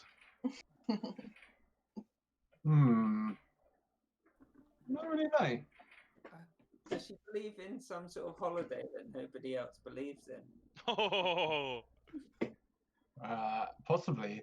That she would have pushed on to everyone. Yes, that's amazing. Of course, that would be. We'll have to come up with a name for it. Let's come up with a name for it and what it means. Let's say it's Kieran. Come on, you've got good ideas for the kind of shit. Crystal Alignment Day. Crystal Alignment Day. I love it. I'm sorry, I stole it. Neville, whilst you weren't there, I would still like you to come up with a big party that the group would have had together. Honestly, I'm like, does fuck, I forgot the name of this actual forgotten realm. The Iron Oath. Whatever it's called. Oh, the Farrah. Like, Farrah, that's it. Are there any like yearly seasons, traditions? There certainly are. I can that look them sort of up thing? for you. I cannot remember them off the top of my head. And I guess it could be one of those, and it could be a newer member to the company who's been there less than a year, and maybe they're crazy about that holiday, and they're like, yeah, celebrate it, even if the rest of the company are a bit like There is something that's called. There's quite a few different ones. I'm just looking at ones. There's one called Feast of the Moon, which is basically Halloween. That sounds cool. Like, you don't really celebrate Halloween. Not like, yeah. Hey, It's more like fixing yourself. yeah. It's more like Mexico's like Dia de los Muertos, Day of the Dead kind of thing. Well, if you compare it to that, then yeah. Okay. Yeah, you just have some new parties like, yeah, let's do it, dress up, we'll go crazy, and everyone's like, what? I love it. Right, and then finally Pitch. Have you got any ideas? Wait, what happened? Feast of the Moon. Feast of the Moon, and I think this would probably happen while Danish was still in charge and still alive. I think maybe they went to Neverwinter, I'm going to think, when they had... Does that sound good to you, Steph? Yeah. That's the place to go. Yeah. Okay, cool. I've written it down. Cool. Celebration. I can read out some other holidays for you if you want ideas like some of Stefan's. I quite liked the idea of a celebration on the road sometime, like maybe after we killed these bird people. We huddled up in the nest of the big bird person that we killed, big bird monster. Do you have any ideas for a big bird monster, by the way? That might have been Mr. Monster Manual. I don't think we could kill a rock. Could have been a baby rock. We slaughtered a tribe of Arakok. Birds. That's rude. Become my new enemy. No, not really. Could be a baby rock. Killed a baby rock. It's pretty noble. It's like a terrible thing to be celebrating. But then we could fry up the eggs, the other eggs that are there. What are other missions? I want a mission celebration. Missions. Going for rescues. Oh, we have had it, but that was the feast.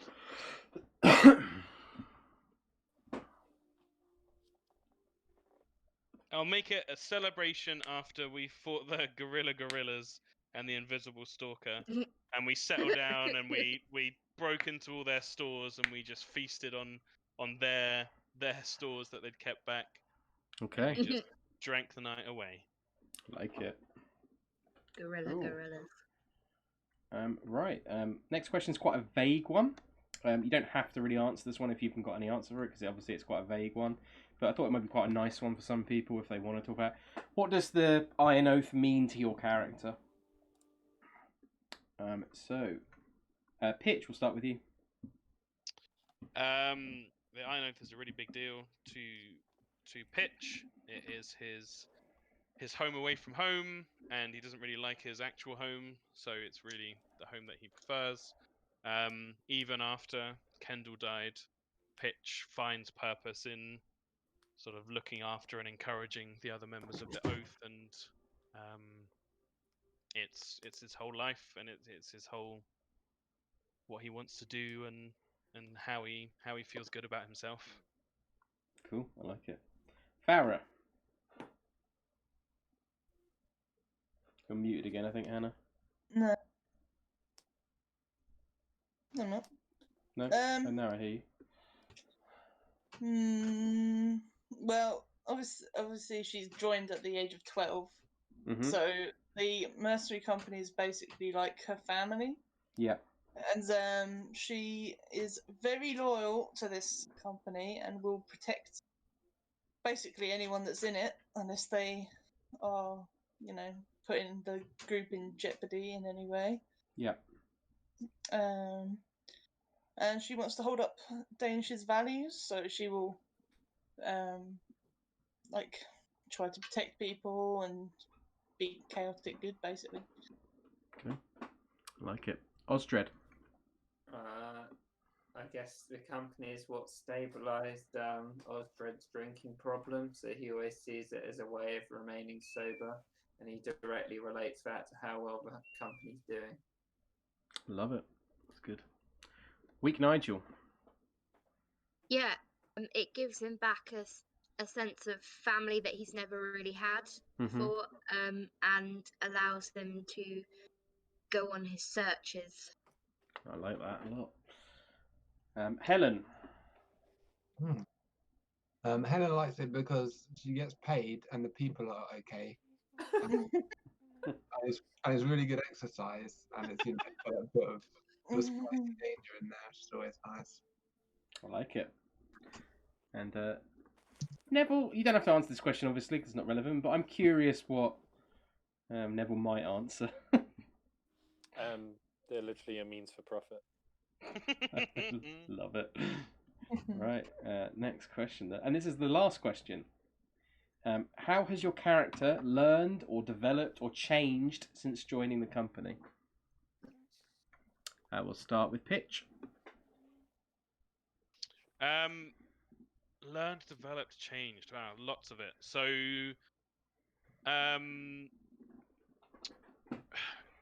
lots of ways. Learned. So Pitch wasn't like a hugely skilled combatant before he came to the mercenary company. I think he would have been not a bad prospect, but it would have been a sort of dabbling in a bit of swordsmanship and a bit of bardic skills. But Kendall probably took a bit of pity on him. So hugely that he's become much more capable, especially with his ability to encourage. His bardic magic has come on since. He's gone from being quite a surly, frightened individual, nervous around people, to being much more outgoing and trusting, at least within the company. Developed, learned, changed. Yeah, he's so much more comfortable is the biggest thing than he was before. He's gone from a very anxious place to a much happier place. Okay. Farrah.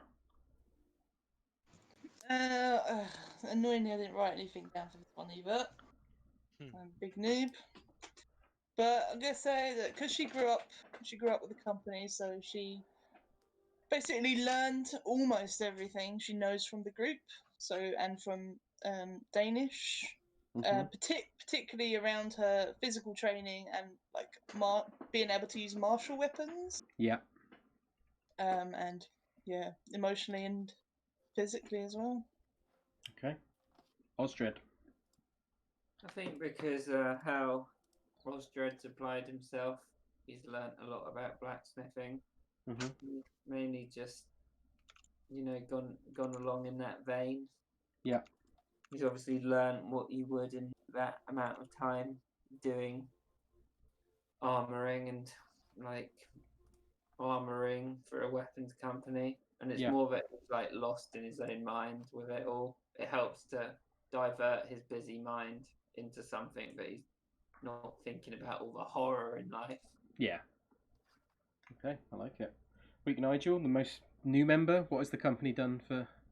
What has it meant to you since you've joined, and how have you changed? He's starting to actually believe that he is the cheerful soul that he represents himself as, Mhm. and he's kind of doing like a Flowers for Algernon kind of thing, where he started off really, really dumb, and is sort of getting more clever, progressively cleverer as Ooh, I time like goes that. Is there anyone within the company who's helped you kind of improve at stuff? Maybe taught you to write better or something, or taught you to Maybe Farrah, I think. yeah. Okay, I like that. Because she seems cool. What a badass. You want me to write? And finally, Helen. Since you've joined the company, how has she changed us developed? Well, I feel like she's learned that most people know nothing of the true nature of the universe. Although actually, she kind of knew that anyway. But she does feel like she's gained her independence a bit from Yeah. her family before, or her mentor after that. Yeah. So she's feeling pretty strong. Oh, I like that. And obviously, again, Neville, not the company, but I would like you to sort of say how Neville's developed within the same time frame, so over the last sort of 30 years. His ego has exploded. He believes that one day he could be king. Ooh, I like that. Okay, that was the final question, but we're on to the last part of session 0 now. So now that the questions have been answered, it's time for a little bit of role playing and more dice rolling though. So for now we've got these 6 missions. If we could, I'll allow you to do this, Tom, but if you could just pick them in order and tell me what year the mission happened. So if you just want to pick, or at random, just pick a mission to start with. Well, we've got 6, so does someone want to roll for me? Yeah, okay, so if someone wants to roll a d6 for me. I'll do it. Some of them are 3 other people, aren't they? Some of them I think are, yeah, so, but Tom can decide that as necessary. 4.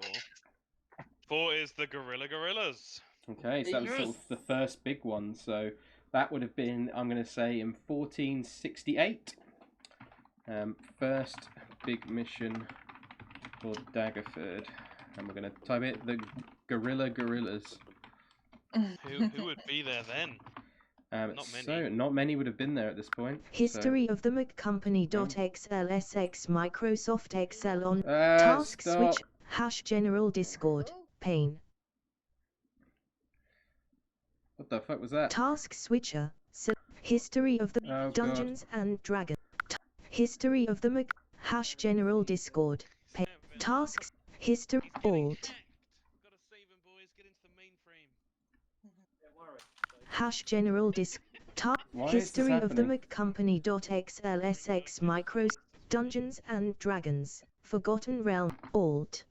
Tool new tab space S P enter audio discrete Google search audio discrete Google search audio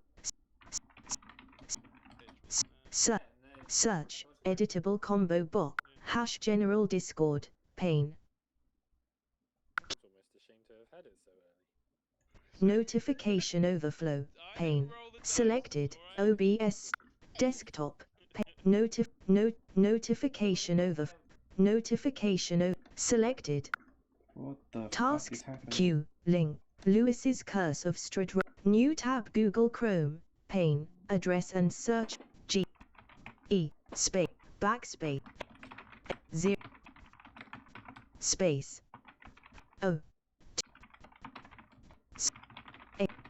Enter. My computer keeps audio reading everything I do. Google search. Search pane. A. Narrator setting. Exiting narrator.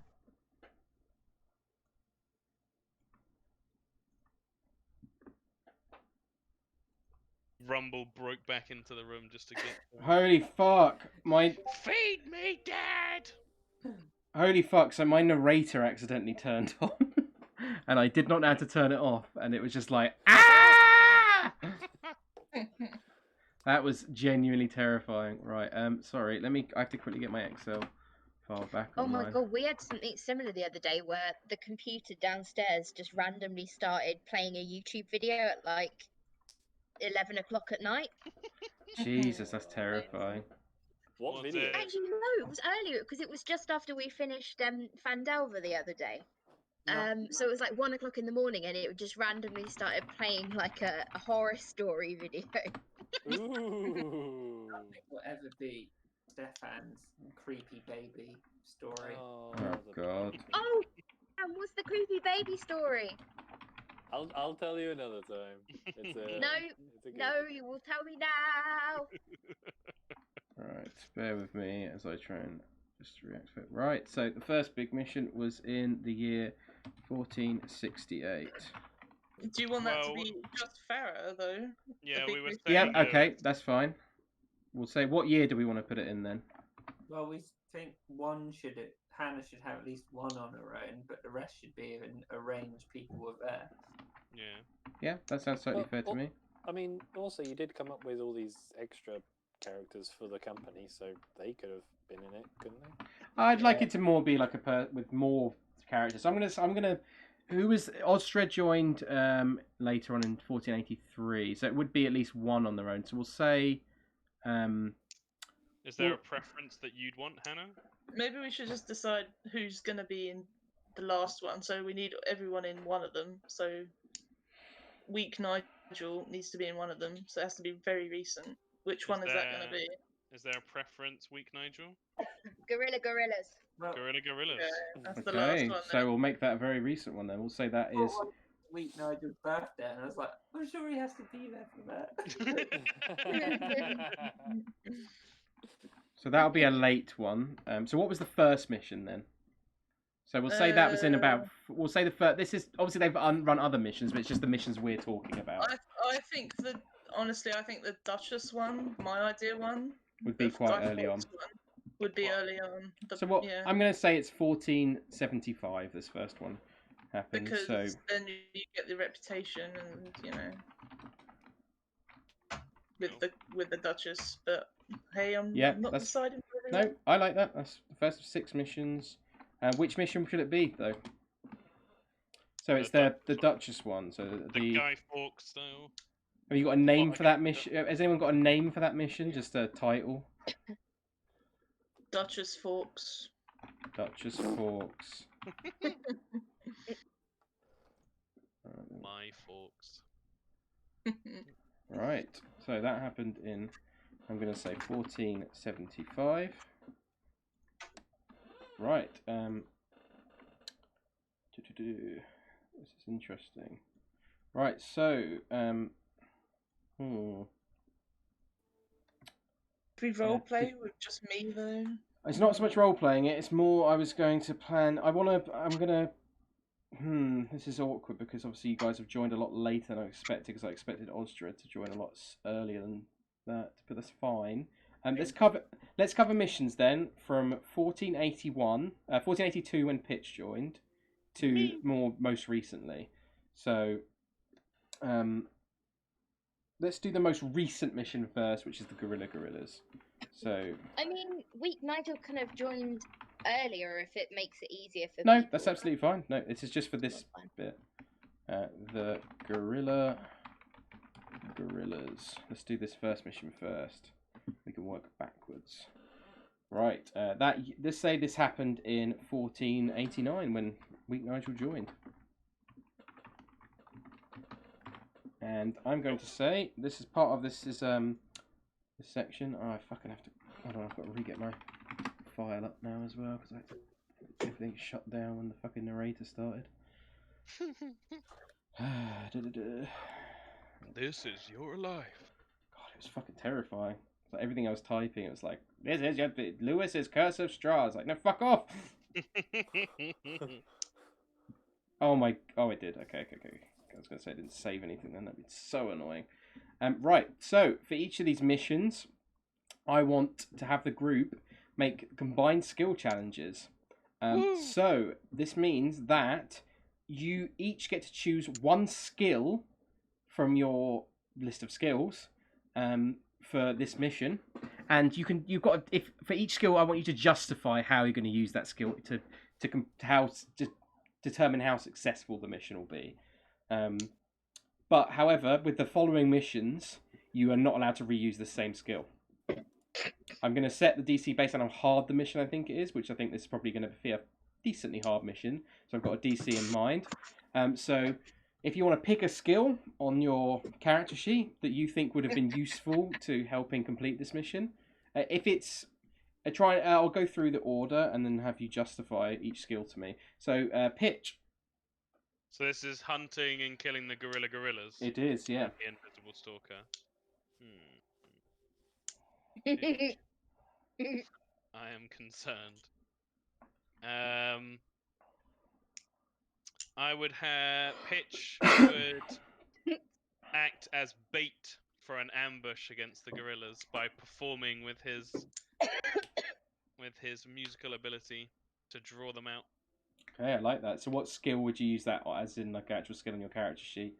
Performance. Okay, perfect. So roll me a performance check, please. Let's go, Pitch. Okay. 15. Right, up next we've got Farrah. Farrah, justify a skill you want to use for helping in this mission and tell me, and then roll for that thing. She would be using survival. Okay. She'd be using that to track the guys, the gorillas. Gorillas. And then find out where they are, etc., etc. Okay, that's fair. I think that's a pretty justified reason. So roll a survival check for me. Okay.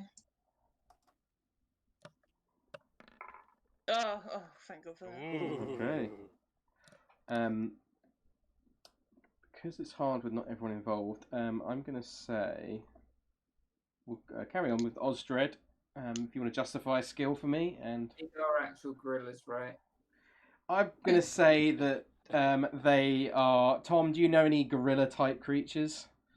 I mean, there's the giant ape, but you don't really have ape men so much. Well, I'm going to say that they were You can orcs. homebrew it. I'm going to say that they were orcs. Hairy orcs. Yeah, they were very hairy orcs. Gorilla hairy orcs. They were like wild orcs. They were like feral orcs. I'm going to say that. They were a clan and referred to themselves as the gorillas. Yes, I love that. There was a part in the mission where Osdred had to go hand on hand with an orc, pushing out the way, keeping back from the back line. Okay. So what's Pitch and the other guys? And it's going to be athletic. Nice. Roll for an athletics check for me then, please. Okay. Not terrible. Nope. Weak Nigel. Justify a skill to use for me, and then tell me how you're going to use it.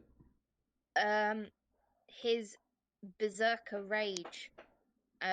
He's going to just run into the pack of gorilla hairy orcs and just like tear them down. Okay, so what skill are you rolling that? Is that going to be intimidation or athletics or? Good question. Well, my athletics thing is athletics. Okay, mate. Is it still plus the modifier like I would normally? Yeah, just plus. Yeah, exactly like you would do normally. So roll me an athletics check for Nigel. Oh, that's a 6. So roll me a d20. Oh, yeah, so it is. I'm a smart man. Weak Nigel. It's just the perfect character for Anja. Thanks, guys. Right, and then Helen. If you'd like to justify a skill you'd like to use and help for this mission, and then roll that check for me. Wait. He might be muted. You're muted, George. Fuck's sake. Yeah, I think probably would have helped with hiding around and trying to sort of track them and keep an eye on them, sort of thing. Okay. What skill are you going to use for that? Just like stealthy skill. Stealth. Roll a stealth check for me then. Not used to the stealth of Glam. Oh! Nice Ooh, roll. very nice roll. Okay, and finally, Neville, whilst you were not on this mission, I'm going to have you play as one of the many characters we just created. So, what would your character? What character do you want to pick? Run through them quickly. So, Tom, if you could run through them quickly. The created characters. Yep. We have Dilbury Featherstone, Pimpkin, Selfie Photo, Chad Bradwick, Amaranth Crane, Grundle West, and Shilda Bear.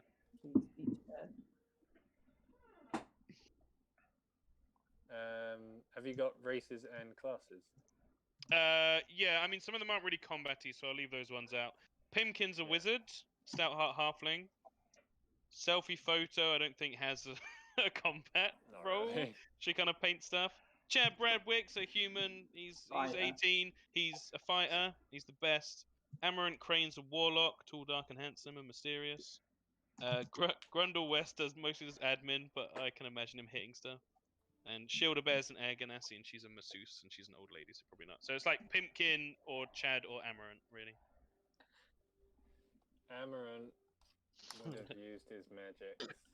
Okay, so Amaranth, I'm going to say, gets +2 to his intelligence modifier and +2 to proficiency in any intelligence-based skills. So if you just want to look on your character sheet, Stefan, then look at the intelligence-based skills, and then if you want to justify any of those to me, or otherwise, I'm going to say that he gets +0 to everything else, so it's up to you. But you have to justify how he does it. Well, if he'd be using his magic, I guess it would be an Arcana, and he'd be using. Kind it to of, try because but I would say, yeah, try and justify how he would use that because remember it's an Arcana check, so. Yeah, so he would be doing it to try and identify this stalker, this new predator, and how it's doing the things that it's doing. I would say that would be Being more of visible, a shooting at nature and stuff. check, but I would allow him to get away with a history check. So if you want to do a history check for I mean, that. nature check is intelligence as well. Is nature check intelligence? Okay, I thought it was wisdom. So he could do a nature check then. So roll a d20 and a +4 to it. Oh, great. Damn you, man. Right, so the results are in. So we got a 15. That is one success. A 22 is another success. Yes. A 12 is a failure. A 15 is another success. Yeah. An 18 is another success, and a 11 is a failure. So overall, we got 4 to 2. So the mission was pretty damn successful. You passed this mission. You managed to defeat the gorillas without too much issue. If you could write this stuff down for me, Tom, just that you were successful in this mission with a 4 to 2. So we'll say I guess like a 80% sort of level of success. I'm gonna have, because it's not a failure, so that's fine. So that mission was a success. We'll move on to the next mission. The next mission will be before Nigel joined. So it would be in 1487. I'm gonna say. Fifth mission, and we can decide what mission it is. Does anyone have any preferences? There's family jewels, there's swarm of bird monsters, there's up and down the tradeway defending the caravan, and there's saving the crops. Crops? I think we agreed the crops is quite an early one. So, Jules. apart from the crops, Not any other one. crop. Jules. Jules. What's the date? Stefan, do you want to come up with a title for this mission? Doesn't matter what it is, but just... Finding the family jewels. Finding the family jewels, I like it. And this happened in 1487.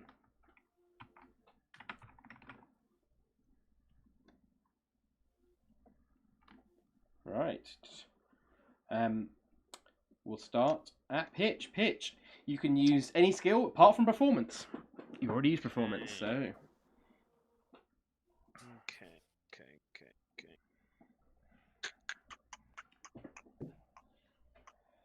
Pitch. In trying to find the family jewels, he would interrogate some local lowlifes by intimidating them with his intimidation Ooh, skill. I like it. Roll an intimidation check for me. Yeah. Oh! It's a natural 1. That's a good start. Oh, So a no. 6. Right, Farrah. You can use all but survival. So any other check, as long as you can justify it to me. Describe the mission to me. What are we doing again? We are trying to get back the family jewels of the Duchess Morwen Daggerford. They have been stolen by somebody. From who? We don't know. Been stolen by somebody. Okay. But you can if you can justify it to me and come up with a reason, then we can add that into the canon. So. Okay. Well, I'm going to use sleight of hand then. Mhm. She's just going to use sleight of hand to just get them back from this guy. I guess I don't really know. Okay. You've located where the gems are, but you're trying to do it in a non-combat-y kind of way. So use a sleight of hand check for me to see if you can sneak back Okay. these jewels. Roll better than pitch. Oh no! dear. Listen, the mission is not going well, guys. No. No. Can Osdred save the day? I feel like after Pitch got smacked around by the people he tried to interrogate, Osdred healed him with Oh. power from his god, Okay. or attempted to at least. So what skill would you use for that? Medicine. Medicine. Oh dear. This mission is not going well. Weak Nigel, you were not here for this mission, but I'm going to allow you to pick one of the characters we created. So, Tom, if you'd like to read. I'm going to go with selfie photo. Nice. Selfie photo. So, selfie photo is a non-combatant. So, what selfie photo I think was probably good at charisma, I'm going to say. So, she has got charisma and she's proficient in charisma skills. So, if you want to look at Weak Nigel's things and anything that says CHA next to it on the skill list, you get a +4 to. Otherwise, it's +0. Because all of my charisma ones are +0. I know, but this is not Weak Nigel. This is selfie No. photo. +4. So I'm gonna go for performance. Okay, how would selfie photo use her performance to help with this mission, trying to recover the family jewels? She would sketch a map of where the jewels might be. I don't know. Well, I'm not going to accept that because I think No. performance is getting the map. You have to justify how you're going to use the skill to me, so you might have to use a different skill if you can't think of Oh that. my god, I don't know. Lewis, you put me on the spot. I'm gonna go with persuasion. Okay, so maybe. Is that acceptable? Well, if you justify to me how you're going to use it in the mission. Oh, I don't know. I have no idea. Maybe she tries to persuade a local towns guard, maybe, to try and Yeah, that's exactly what I was give thinking. information. Okay, so I like that. So she uses her selfie artistic skills and tries to persuade some local towns guard to give information. Okay, so the +4 with that. That is nice, very nice. I like that. All right, Helen, you were definitely part of this mission. So pick a skill apart from stealth that you can use to help out with this mission. Justify to me what skill you're going to use. Oh, I think she had to do an athletics check because she was running away from some of the baddies. Oh, I like it. Yes, I love it. Okay, so use an athletics check for me then, please.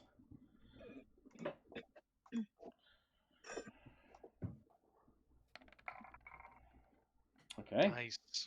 And finally, Stefan, again, you don't get Neville, I'm sorry, but you get to pick one of the created characters apart from selfie photo. It was Pimkin. Yeah. Wizard. Crazy wizard boy. And, Brad Chadwick. um, Oh. Chad Bradwick, you mean? Oh yeah, that's it. Chad Bradwick was a bit young at this point. That's his cousin. He Yeah, would it's his- be- He's got a cousin called Brad Chadwick. I love it. Oh, Does he call his father Dad Bradwick? Yes, yes, that is now canon. He would be 14. That makes it even better. Yeah. So which Come on, which character are you picking, Steph? You're going to pick Pim King. Pimkin. Okay, he's a wizard, so he gets again +2 from his intelligence, and he gets proficiency as well. So +4 to any intelligence-based skill if you want to use one of them. Otherwise, he gets +0. You can feel free to justify a reason to me for one of these skills. He would be looking into who would take these jewels and if there were any known jewel thieves in the area. By making a history check, I assume. Yeah. I like it. Make a history check. Ooh, right. So let's tally these up, shall we? Goodbye, Jules. Tom's is obviously a failure. Hannah's is a failure. Means 2 failures. 3 failures with Osdred's. That's a pass with weak Nigel's help. A pass with Helen's athletics. And a failure with Pim King's thing. So it's an 80% failure. Right, so who was the biggest failure? It was Pitch. Pitch, you fucked up on this mission. Please roll a d8 for me. Oh god! Oh god. 3. A 3. Basically, during this mission, whilst recovering it, you managed to cause significant damage to a piece of property, which meant that the company had to pay out a large sum, which caused basically the mission. You managed to recover these gems, but it came with a big cost of a big amount of money you had to pay back. So you actually end up making a huge loss for the company as a whole, which possibly put some doubts on your head as a member of the company. Damn. Right. Lost. Good Go. job. Right. Fuck off, Neville, you're fucking dead! Third mission. This was when Nigel and Helen both weren't part of the company. So I'm going to say this was in 1484. This was when Kendall was still alive. So one of you can... Oh, I'm also going to say, if you want to do this, you can also choose to play as either Torres, Druanas, or Kendall himself. For people like Stefan. So if you want to do that, you're more than welcome to. I will quickly just get the character sheets up so I can actually tell you the skills. And 3 missions to choose from, guys. Bird monsters, Tradeway, Save the Crops. I'm going to share each of the character sheets in Discord so you can all look at them if you want to, whoever's not there. I think Tradeway. Tradeway, 1484. It is canon.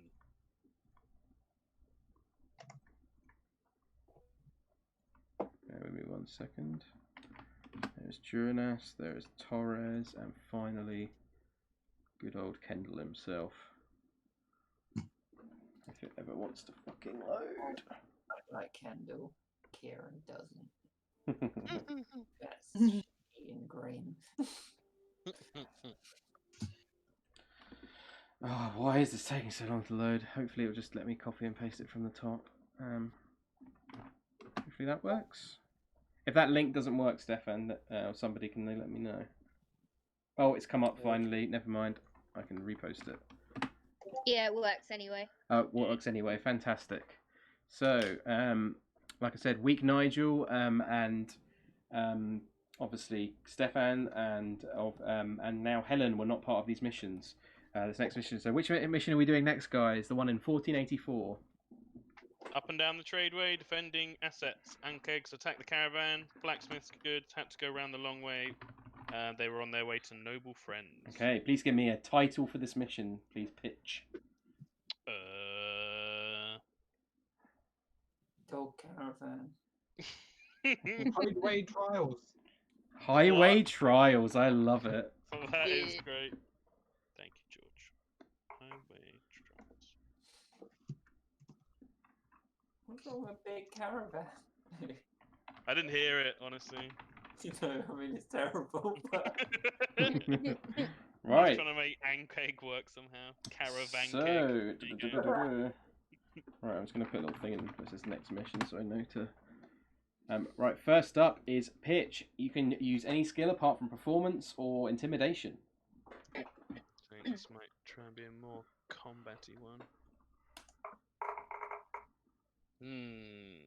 Pitch takes up position on top of the caravan to like shoot from far away with his crossbow and calling out to people. But then one of the Ankegs jumps up towards him and tries to grab him, but he flips nimbly out of the way onto the ground using his acrobatics. Oh, make an acrobatics check for me. Yeah.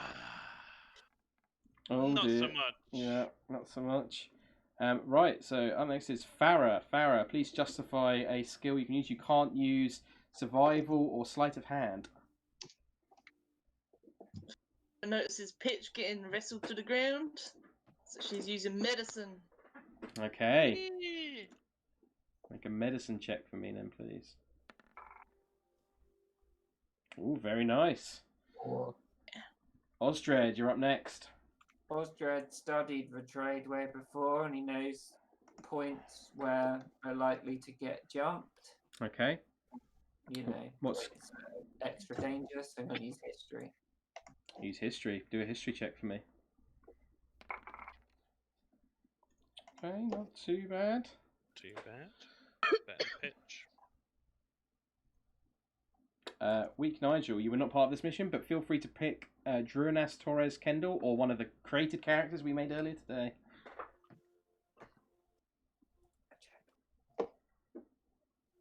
Always going to be Chad Bradwick. Chad Bradwick. Chad Brad. He's wait. I can work this out.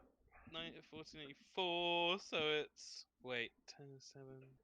He's 11 years old. Yeah, that's when he joined. So that's when Chad Bradwick joined.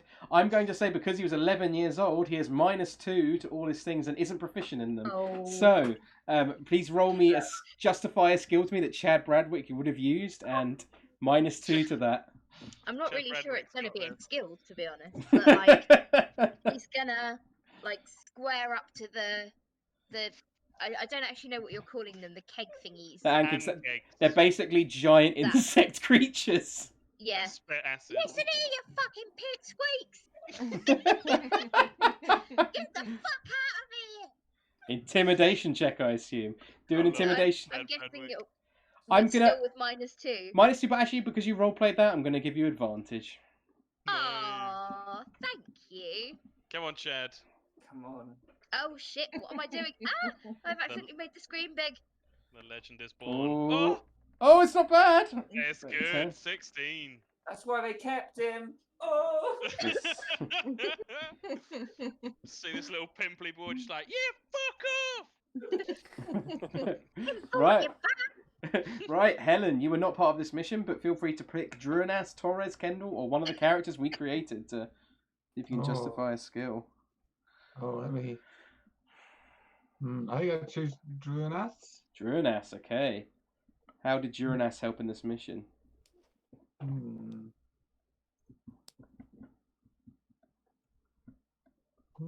I've written it down. Chad Bradwick scared off Ankeg with intimidation. At 11 years Wow. old. What a bad boy. Oh, I think there's probably. Can you see his stat sheet, by the way, George? Yeah. Yeah, okay. Yeah. I reckon it probably. I think one of the Ankegs was grappling someone, and he pulled him off. Okay, is that athletics check? Athletics check. Athletics check. Do an athletics check for me for Druinas. You can see Suits his him his beefy modifier. Yeah. Beautiful. Right, and finally, Stefan, if you'd like to pick either Torres, Kendall, or one of the characters that isn't Chad Bradwick. Torres. Torres, what skill does Torres use to help in this mission? Were there any you said she couldn't use? No, you can, because it's a new character. I'm allowing you to just use what skill you like. Sure. But if you Okay, repeat using the same character, then it'd be different. She would have. Let's go intimidation. She would have Okay. simply grabbed the shit. What did she have? Her warhammer? She's got Axe? yeah, Axe, she's I got, I think. think, a massive great axe, I think she does. Fuck Yeah. off axe. She's got a great axe, a boomerang, and a javelin. So Yeah, she would have taken that great axe and just charged at them, despite her short demeanor. okay, She's got a big pair of lungs on her. okay, I'll allow that. Roll an intimidation check for me for Torres. Damn. Oh, very good. Nice. Right, so that is the end of that mission. Let's count up the results, shall we? So, with Pitch had a failure. Woo! Farrah had a success. Osdred also had a failure. Ooh. Chad Bradwick had a success. Yeah. Drunas had a success. And finally, Torres also had a success. So it's an 80% success ratio, which means you completed this mission without too much trouble. You did very good, so there's no punishments. So this mission was a grand success. All thanks to Pitch. Well, right, so the next mission took place before Osdred joined the company. So this mission took place in 1482. How many missions are left? I think you've got 2 left. 2, yeah. So it's Okay. the one that's not the harvest one, because we're going to say that was the first one before Pitch joined. Swarm of bird monsters. Swarm of bird monsters. I like it. That's going to be the title. When I say, well, anyone's got a better title? Danger from above. Oh, I like it. Danger from above. Okay. Or aerial assault. I've already put danger from above now. Right, we'll start with Pitch. Pitch, you were still part of this mission, so pick a skill that you have not yet used. So this was a swarm of bird monsters attacking Daggerford, and we tracked down the nest and we killed the big bird monster. Mm-hmm. So Pitch has used acrobatics, he's used intimidation, he's used performance. Doesn't really care. Shit. Okay. Pitch. I think it's Pitch's turn to try sneaking. Okay. This was when they came upon the nest of the big bird monster, and Pitch tried to get into a flanking position around behind so they could all ambush together. Okay. Roll a stealth check for me. See how well he does. Yeah. Oh dear, this is going to be a Oh no. this is going to be a standard for Pitch, I think. Farrah, you can use any skill that you haven't used yet. So I believe that's survival, sleight of hand, and medicine. Yep. She is gonna speak with animals with her spell, and she's gonna Okay. use animal handling to find where these birds are. Oh, I love it. I do that with advantage. I love that description. So you get Oh, advantage on yeah. this roll. That's a particularly interesting one. Okay, 17's already very good. But even better with 19. Okay. Osdred. Wasn't in it. You weren't in it, so you can pick between Drunas, Torres, Kendall, or one of the people, apart from Jad Bradwick, because he was too young at this How point. old is Brad Edward at this point? He would have been, God, he was 11 in the last mission, which was in 1484. He would have been 9 years old. So I'm going to say this was before he joined the company. Yeah, you did say you joined at 11. Yeah, you did. Who else was there? Drunas, Torres, Kendall, or any of the other people. So Pim Kim, or I can't remember any of the number names. Tom's got them written down. Pimkin, the druid, the wizard, Self-Photo, Chad Bradwick, Amaranth, Crane, Grundle West, Shilderbear, Dilbury Featherstone. I want to be Dilbury Featherstone. Okay, so Dilbury, what was Dilbury's role? He's the tanner, wasn't he? Yep. So I will say that Dilbury. Let me just look at skills. Dilbury was proficient. There's not really many good ones he'd be good at. I'm going to say he's proficient in none of them. It's a straight roll. Can I say, seeing as he's a tanner, he's intimately involved with hides of animals, like bird hide. So he knows their particular weaknesses through his years of stinky. So he designed. Well, he didn't design anything. He designed a needle that goes through bird. Hide, but he didn't do anything with it. Just did it. Okay. Is that any skill you want to apply that to? Because I quite like that description. So if you can justify that with a skill choice, then no. I'll allow him to roll a proficiency one, so +2. Yeah. Come on, Dilbury. Nothing specific. Oh! So natural 20 on the Dilbs. This was a key aspect in completing this mission. Right. Right. Weak Nigel, you were not there, so you get to pick between Drunas, Torres, Kendall himself. No one's picked Kendall yet, which I'm quite sad at. Or one of the other members you created. I picked Kendall. My one, Amaranth Crane. Amaranth Crane, so he's a warlock, so he gets +2 to charisma, and he's proficient in any charisma skills, I'll say. So he can use any charisma skills with a +4 modifier. Well, you know the phrase, he could have charmed the birds out of the trees. Well, he's going to try and charm the bird monsters out of the trees. I love it. Persuasion check, then, please, I assume. So D20 +4. D20 +4, yes. He's much better at this than weak Nigel. No, That was close. It was close. Right. Helen, you were not here for this mission, but you can pick between Drunas, Torres, Kendall, or one of the other members. Yeah, Kendall. Yeah, good man. What skill is Kendall going to use? That's a good question.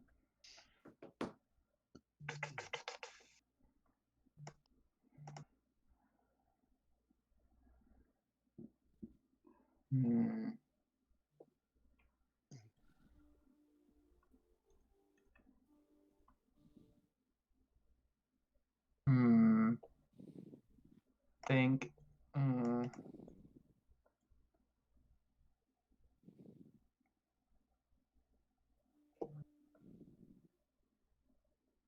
Too tricky. I think one time the bird monsters were there, and they were all swarming around attacking everyone. But then Kendall did a great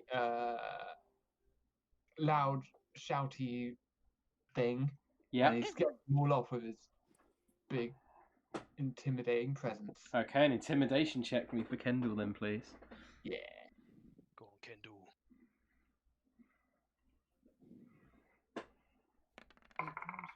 Okay, very good. Yeah. And finally, Stefan, you particularly Torres, Drunas, or one of the other people who hasn't been used yet? Drunas. What skill is Drunas? Because Drunas has already used athletics. You can't use athletics. So that's fine. At some point during the mission, maybe after the mission, at some point, he would have cooked and eaten one of these birds. Okay. What skill is he going to use to cook one of the birds to?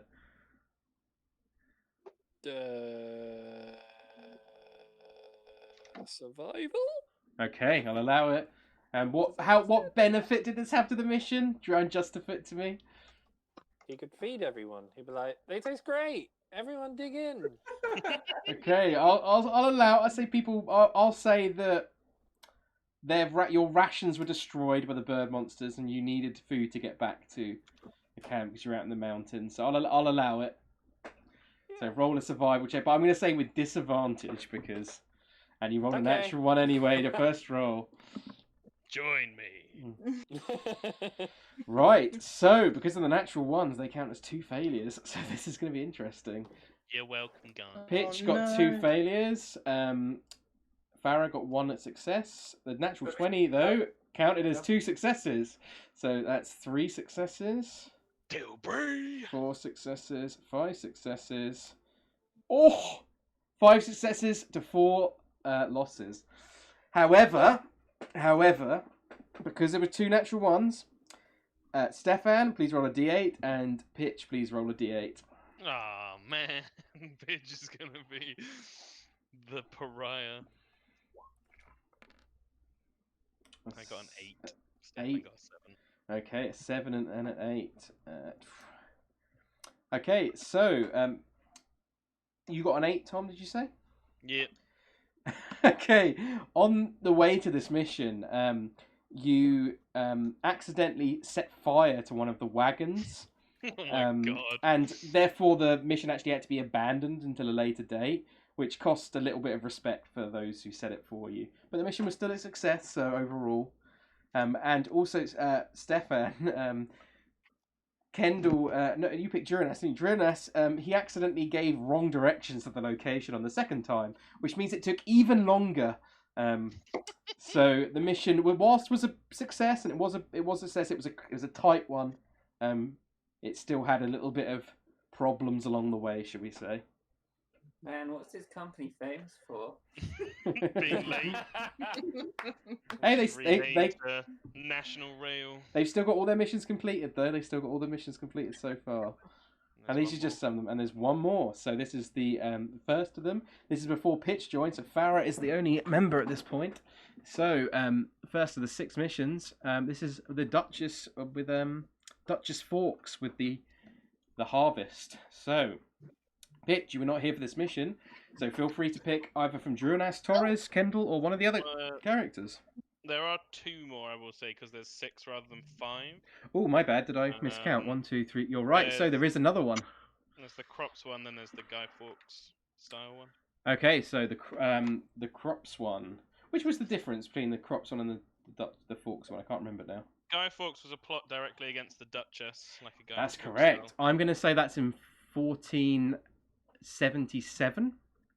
The Guy Fawkes one. No, the Crops one. The Crops one. So, what is the title of the Crops one, please? Somebody.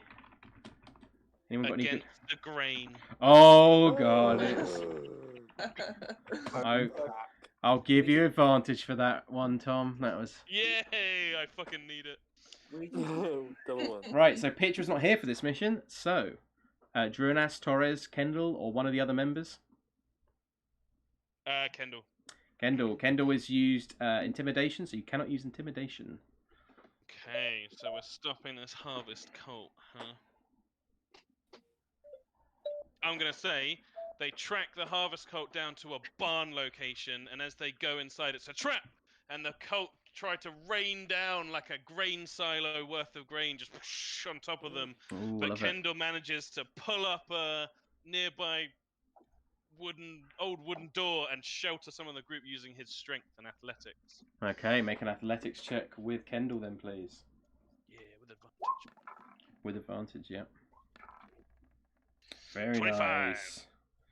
Okay. Farrah, you were still in this mission.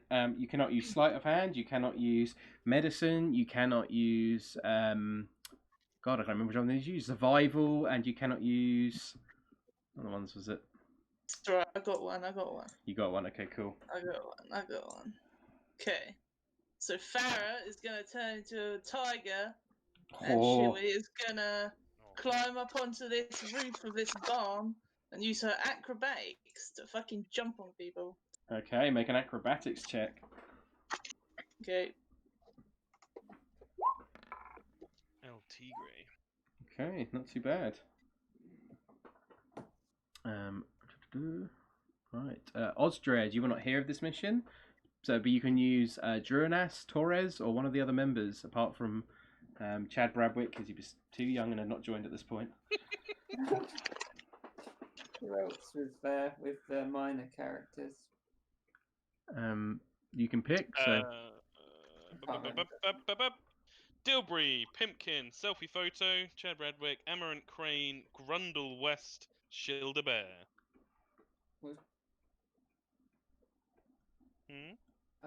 What was the so the Ganassi one? That was Shielder Bear. Yeah, Shield Bear. Yeah. Praise her. okay, what was Shielder Bear's role in the company, Tom? Well, in current times she's quite old, but she would have been younger Yeah. at this point. But currently she works as a masseuse / sauna aircon person with her air ganassi skills. But I imagine she could have fought in her youth.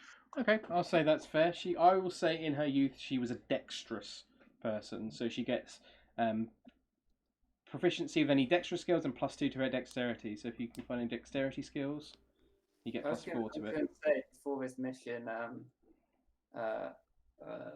Danish was testing the the benefits of like masseuse, group showering, for camaraderie. Yeah. She tests the girls like to try and build up a camaraderie in the shower room, and she sort of builds a nice little masseuse area, to get them really. Okay. None of this is I making like it it. sound not like prostitution. What skill would she use for that, Kieran? What justify skill use to me?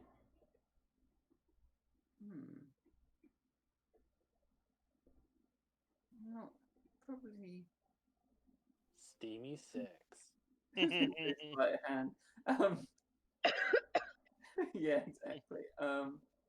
Maybe in perception, insight. I don't know, perception. I think you're trying. It was a perceptive move for her. I think maybe suggest to Kendall that this idea was a good idea. So I'll allow perception. I'll say that she's not proficient in perception. She's not proficient in wisdom, but I'll allow you to make the roll with advantage instead because I think it's a good description. That's great. So straight roll, but with advantage. Oof. Oof. Not the best, unfortunately. Not made the best decision. Right, Anja, you get to pick between Druinas, Taurus, Kendall, or one of the other people that hasn't been used so far.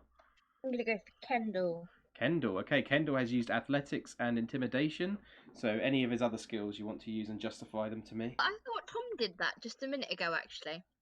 You Yeah, did, I used yeah. Kendall this mission. Oh, yes, you did use Kendall, sorry, yeah. So anyone but Kendall, so Torres, Druinas, or any of the others. That was my mistake. I'm going to go with Druinas. Druinas. So Druinas has used athletics, and I believe he's used intimidation, I think. Survival. Was it survival? This big boy up. Cooking. Well, Yes, it was right. You're right. Survival. So he's got anything but athletics or survival. Oh shit. Okay. When he when Kendall released all the grain in the silo and he managed to shield some of the members of the party with the door. Yeah. Druinas swoops down and picks up the others, and I'm gonna go with acrobatics. Oh, I like it. Okay. Go for it. Make an acrobatics check for me. For Druinas. Okay, not bad. Not bad. George, you've got Torres left, or you've got one of the side characters apart from can't remember her name now, but Shield a Bear. Shield a Bear, that's it. Sorry, somehow I've remained completely ignorant of what this mission is. So it's basically a harvest cult that was trying to basically fuck up all the harvest and all the food by using like druidic weather magic, basically. They have bags on their head too. Yeah, they wore bags on their heads. I'm going to use. My head is so creepy. Okay, Torres has just used, I believe, acrobatics. Can't remember now. So anything apart from acrobatics?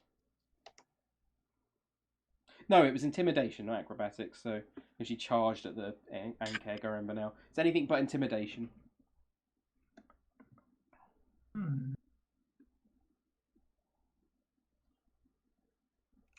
Well, I'm going to do a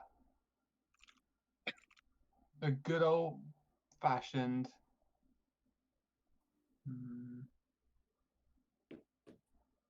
Torres. Oh, you know what I'm going to do? Kill them with a big great axe. Okay. Nice. What skill are you going to use? With the athletics. Athletics. Make an athletics check for me for Torres.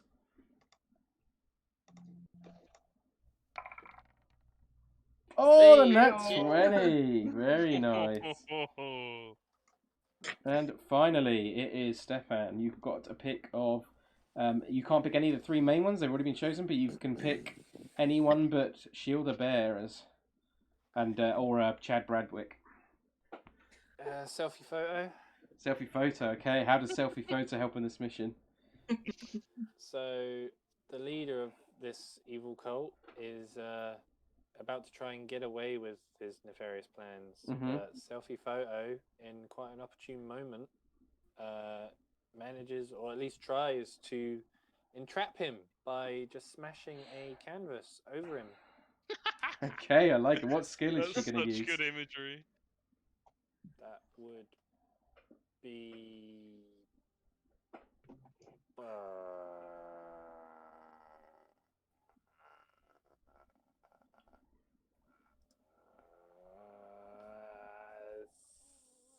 Acrobatics? I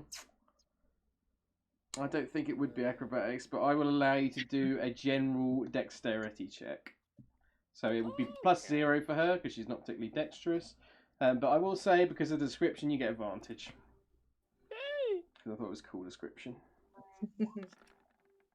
Nice. Okay. Wait. Might have made all the difference. So that's the end of that mission. Where was the start? It was at Tom. So you got a 25. Was it with disadvantage or advantage? It was advantage, wasn't it? Because you made a cool Yours with description. advantage. The 25. That's one success. Farrah, another success. Osdred, or in this case it was Shielder Bear, another success. It was Drunas for Anja with another success. A double success for Torres, and finally a further success for I think so. You guys got 7 successes and no failures for that one. So you absolutely smashed that mission. Can we say that they carried forward the group showering to all the other missions? Yeah, I'll allow that. That's fine. Love it. Yes. That's why we are. Oh now no, known it was one now failure as, because I just realised it was with advantage for Kieran. So it was with unfortunately it was actually 6 successes and 1 failure. So the shower I didn't work so well, but they still tried to carry it forward. Right, so next mission and the final mission is the Duchess Forks, the assassination of Duchess Morwen Daggerford. No one was here apart from Farrah. So we'll start off with Tom. Tom, Who hasn't been used to that? Who deserves a time in the sun? Grundle West. Grundle West, the boy, the errand doer. I feel like because this is in the past as well, like a good chunk.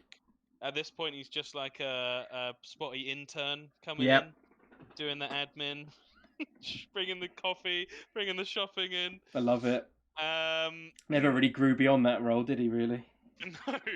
And I'll say that at some point, just purely by accident, as is Grundle's way, as he's sorting the paperwork and the admin, he knocks off the desk an unnoticed scrawled note directed towards the Duchess, written in blood, demanding that she step down or be destroyed.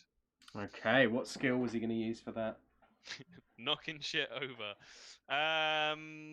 He would use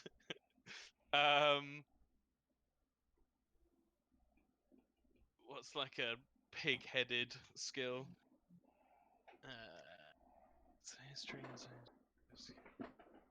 I mean, I guess it's a roundabout way of investigation. Yeah, no, I'd agree with that.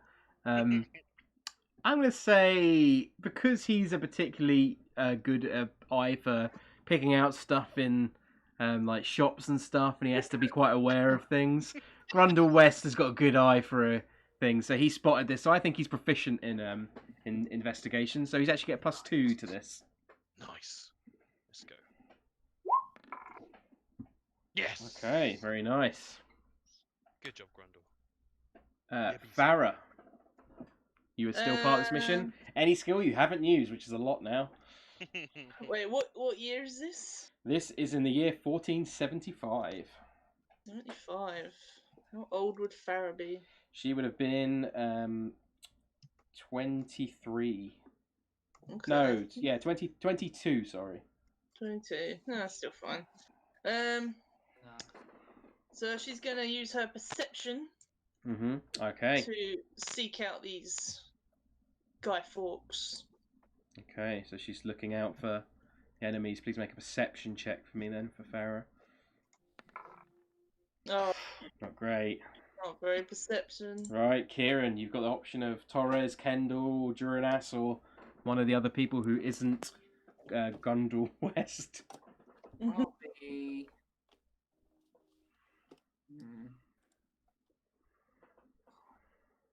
I've just got such fightery skills. I'm trying to find a funny one. Well, not funny, but. Or you can use any of their skills on there. It doesn't have to be stuff they're proficient in. What was his name again? Oh, Which guy? I'm going to use Kendall. Kendall, okay. And what skill was Kendall using? I believe he's already used intimidation, athletics, and what was the other one he used? So, Cannot remember. what's his mission again? This is the one where they tried to assassinate the Duchess. Foiling plot. Foiling the plot. Oh, okay. So I'll say anything but that athletics or intimidation, because I cannot remember what else he used. Still So. had the idea that he could pass himself off as the Duchess, so he stood in for. Okay, I love it. And so he's dressed up as the Duchess. He's done well, we'll see how well a job he did of it. Okay, what skill is he using? I assume he's going to use performance? Yeah. Performance check. Sorry, I'll roll it. That's fine. Yeah, if you could roll again, that'd be great.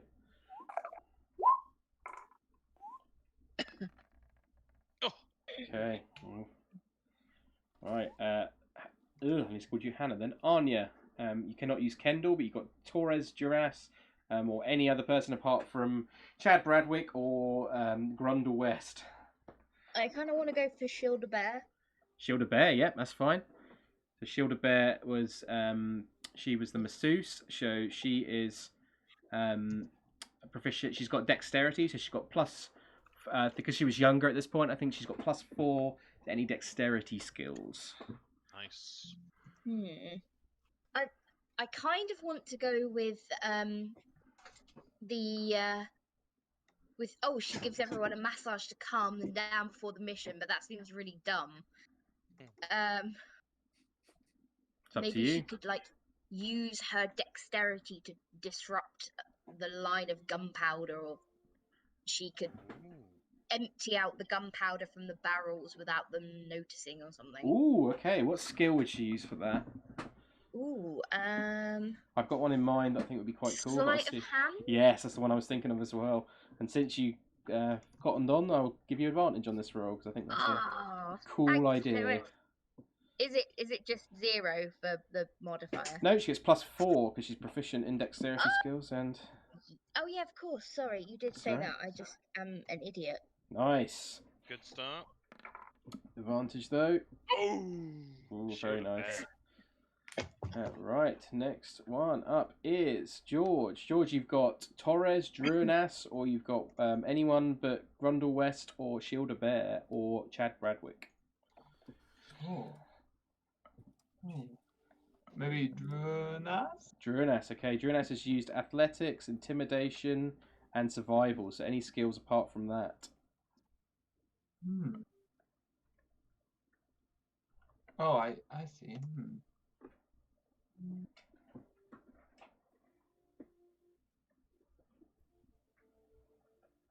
I think he's been looking around trying to find clues and things, and he's using his investigation. Investigation, okay. Do an investigation check for Druanas.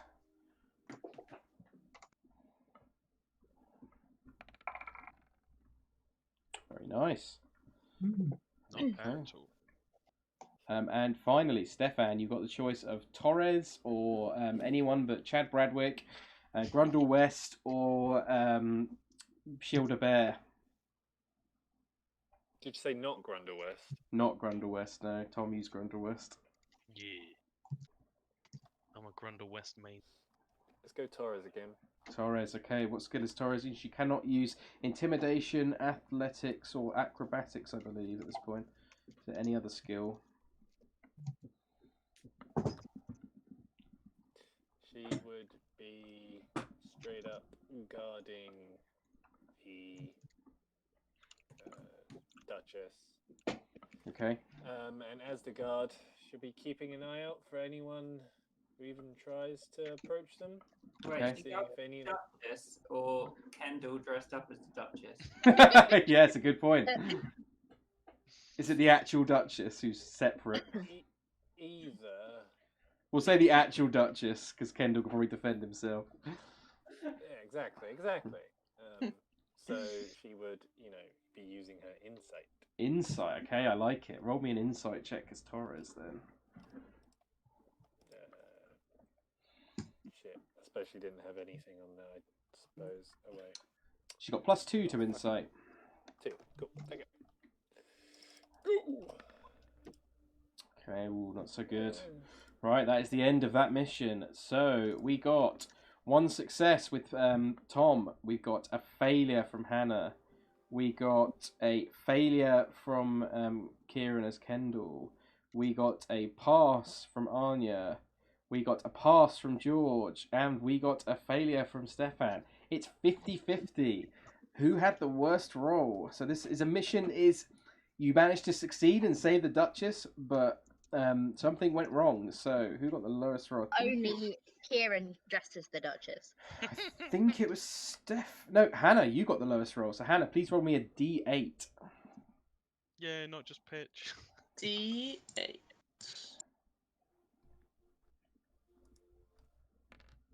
7.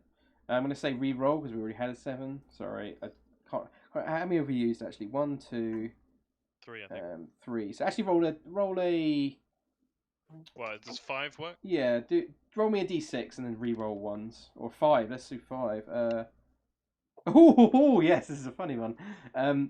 So Farrah, whilst you were trying to do this mission, because you were still fairly young and you were still kind of like getting into the thing of things, you were a bit overworked and you accidentally overslept. So it meant that you were late to the mission and you didn't fulfill your responsibilities during that mission. So unfortunately, the mission was, whilst you managed to save the Duchess, it was a bit dicey as Kendall was figured out pretty quickly as the mistaken Duchess. And what skill did Farrah use now when she tried to use her? She's perception. Perception. She wasn't, because she overslept. She couldn't be perceptive because she couldn't follow their plans. So they managed to do some damage, but luckily you managed to kill them off and did manage to defeat and stop the Duchess from being killed. Right, that is all the missions, guys. Woo! We did it! Pretty well. Oh overall. yeah. Go team. Right, so we are pretty much. Got Okay. worse time. What was that? Does that mean Pitch got worse with time? He Yeah. failed on. Failed on his early ones. We should just put him down. So yeah, arguably, Kieran, you're right. Yeah. I guess that could be. Yeah, Yeah. you got too comfy. Yeah. Yeah, I'll adapt it. Right, so the next section is going to be a short section, and it's up to you guys if you want to do anything of this.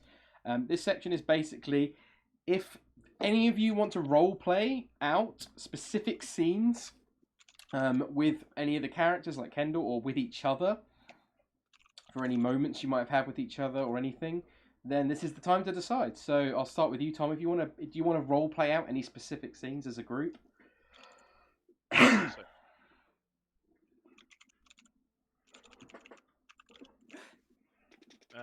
Sorry, yeah, I'm putting it in Pitch's notebook. Can I It's got- do That's one? fine. Yeah. I'd happily give my turn over to Osdred for now. I need to Yeah, think a little bit. that's fine. Kieran, I want to be Kendall when he was dressing up as a Duchess. you want to be Kendall dressing up as a Duchess? I want him to be telling Juranas and Torres. Okay. Who do you want to play? I want to play Kendall. You want to play Kendall? Okay. Is anyone want to play Drunas or Torres? I can do Torres. Okay, you can do Torres. So Torres is a hardy dwarven woman, Anja. So she is but she's quite jokey. I'll say that much. Okay, And so she's basically ballsy like Sibley, but yes, funny. yeah, pretty much, yeah. Okay. Alright. Kendall is super charismatic and kind, Kieran, but he's also got a good sense of humour. So, and anyone want to play Drunas? I'm happy to if no one else does. I'll play Drunas. Okay, Drunas is a very quiet, keeps his emotions up. He's basically Worf from Star Trek. I'll say that much. Okay. So do your best Worf impression for me. Okay. Right, Kieran, set the scene for everyone. Yeah, guys, I've just had to breast brainwave of how we could do this mission and not really expend much money. If there's any other Right. characters, by the way, that want to jump in, like Farrah, you could be there. If you want to jump in and roleplay with this, feel free to. If there's anyone wants to roleplay any of the side characters, let me know. She's overslept. Oh, That's Farrah's true. overslept. That's very true. So carry on, Kieran. Sorry I interrupted you. Don't you guys think I've got the exact same build as the Duchess? Yes, the exact same beard. Build. Where's Farrah? Who? Oh, the The new young one. Yeah, Sleeping. well, I thought elves didn't need their sleep. Should I fetch her? We should get me dressed up first. What are you going to use for and Drunas points towards Kendall's chest. Well, we got any pillows? I can fetch pillows. Yes. What do we need the pillows for? For his If you say bosom, I'm leaving. I will not say bosom. You just said bosom, I'm going, goodbye. Kendall stands there in a magnanimous pose, and he's like, "Yes, this is going to work." Love it. And close scene there. I love it. Okay, we'll move back. I did Kendall justice. No, he did fine, yeah. Apart from forgetting who Farrah was, he would never do that. She was basically his daughter, so... but it's fine. We'll say he's got bad hearing. Apart from that, he did very good. I like it. We'll go back to the top. Tom, you got any ideas? You'd like to roleplay out? Yeah, it could be a personal scene. It can be...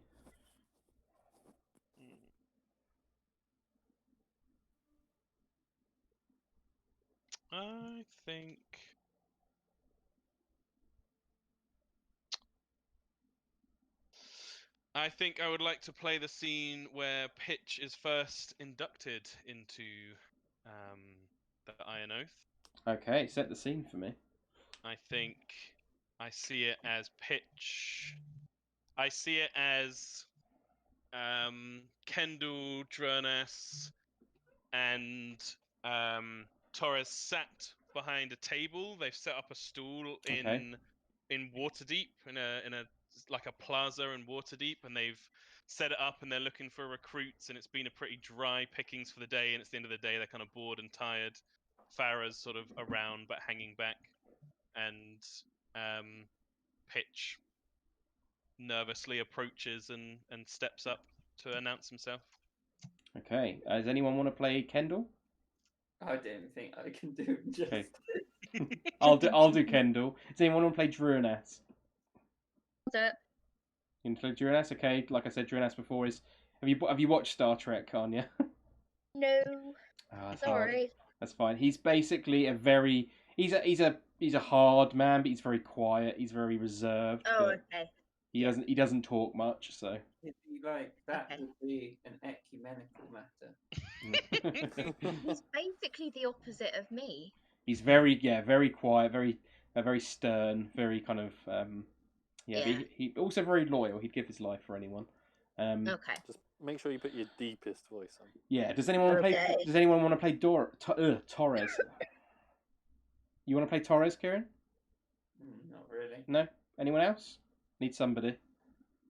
Stefan. Can I tempt you? Thank you, Stefan. Right. So they're sitting around the table. I think Kendall would sort of be sitting there, leaning back in his chair with his got a grin on his face and his legs crossed, and he'd say, "So, Surethos, pitch is it?" Sure. Pitch. Surethos Pantazis. Okay, I like the name. What makes you think you would be a good addition to the Iron Oath? Well, I have some skills with any like gestures to the. You can see slung across his back is like this old battered case, violin case. I can inspire people. I have played at some taverns and made some coin, and I know my way around a sword, though I could use some help. Kendall's sort of nodding. What do you think, Torres? Play something. Farrah is turned into a cat and she is staring at you from the table. Oh, I like it. Pitch is thoroughly put off by the cat staring at him. No, Farrah. Silly child. I suppose I could play. Come on, what song would you like to play? Got any good names for ones or anything? I'm curious. Yeah, I have my own songs. Play Kiss from a Rose.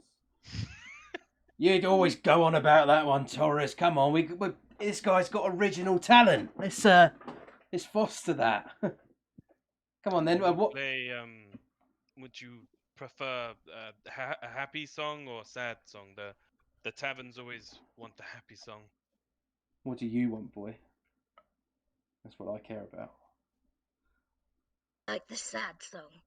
Sad songs are truer to how life really is. Whoa. Pitch will play Falling Leaves. Okay. And with that, 1 second. Oh god. That's getting an echo from someone.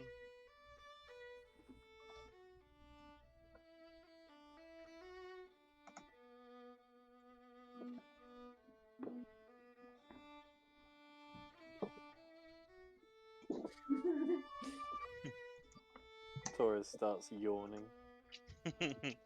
Kendall is like watching with like a almost intensity in his eyes.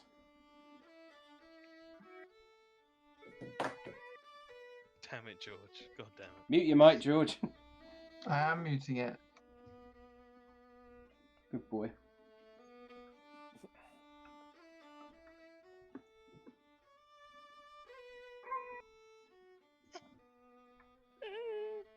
I like to imagine as Torres is staring him down, he stumbles over some of the notes. Yeah. It's fucking Kieran. I knew it was Kieran. Mute your mic, Kieran. It's echoing out your thing. It's echoing on your mic.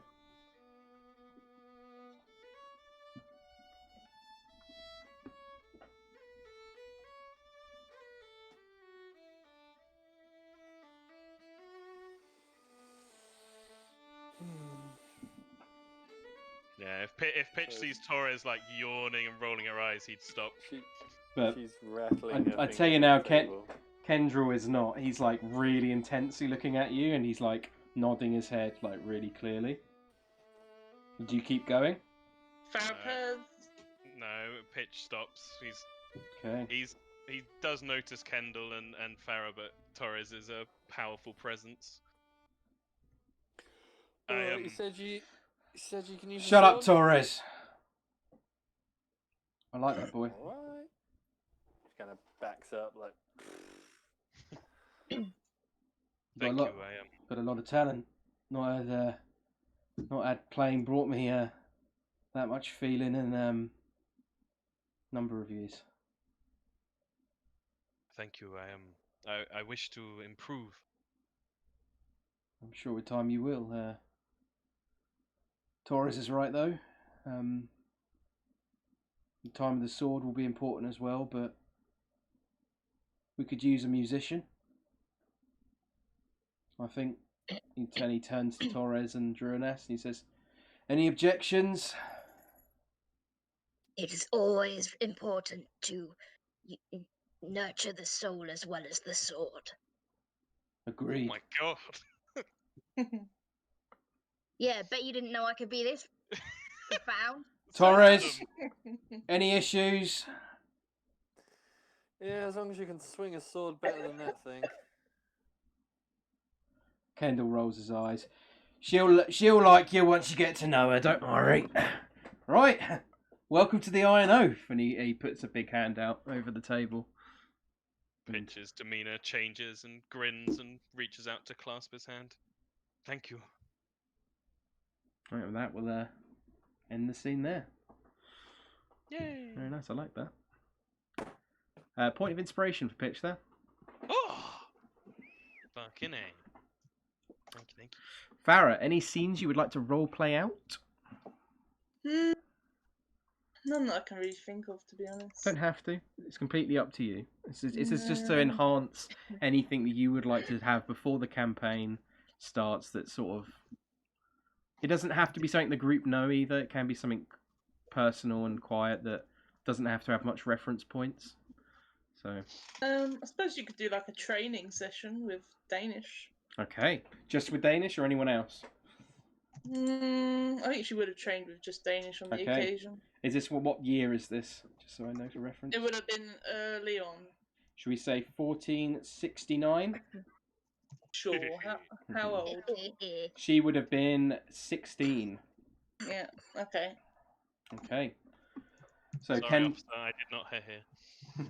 Kendall has his weapons. Does Kendall have actually? He's got a long sword and he's kind of swinging it around and he disarms you swiftly. And he's like, "Come on, girl, you can do better than that."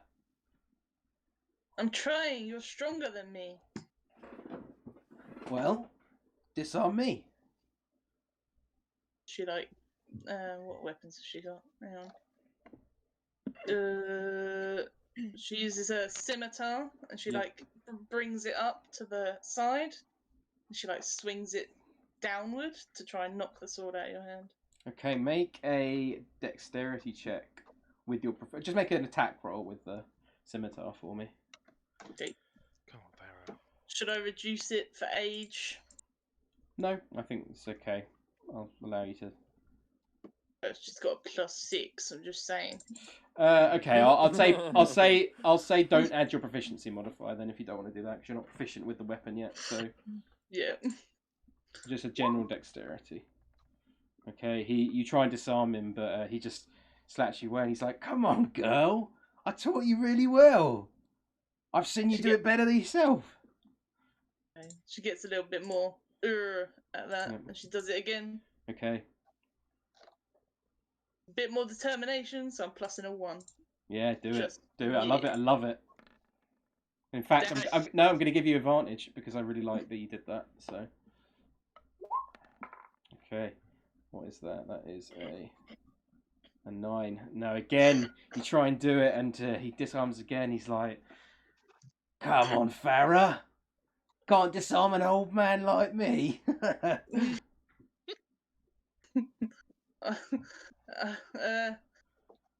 She's gonna. Come on, one more go. She's gonna do it again. Okay. But from the other side, and she sort of tries to roll around to the back of you. Yeah. And tries to do that. Oh, Farrah. Fucking Farrah. Turns the tiger, bite his head off. As you roll, he like jumps away. You don't even get a chance to disarm him, and he's like, God, "Can't disarm me if you can't catch me." Oh, she is chasing you now. Make another one.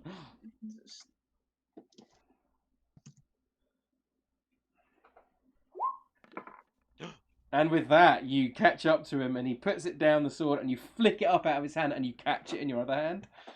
Oh yeah, double swords. He's like, please don't kill me. He sort of falls on his knees, like holding his hand up, and he's like, She goes to like pretend to like slash him with the swords, yeah. but as she like runs towards him, she turns into a giant weasel and hugs him. He hugs you back, and he's like, such a sweet girl. Love you, dear. She just hugged him as a cute weasel. You're definitely getting better though. Soon you'll be better than old me. And with that, we'll end the scene. Oh. Yeah. Point of inspiration for Farrah. Yeah. Osdred, is there any scenes you would like to roleplay out? Oh God. I'll say I know you already did. I know you already did it, but obviously I'll say you get another term, but it has to be as Osdred if you're going to do it. So it has to be an Osdred scene. Group shower.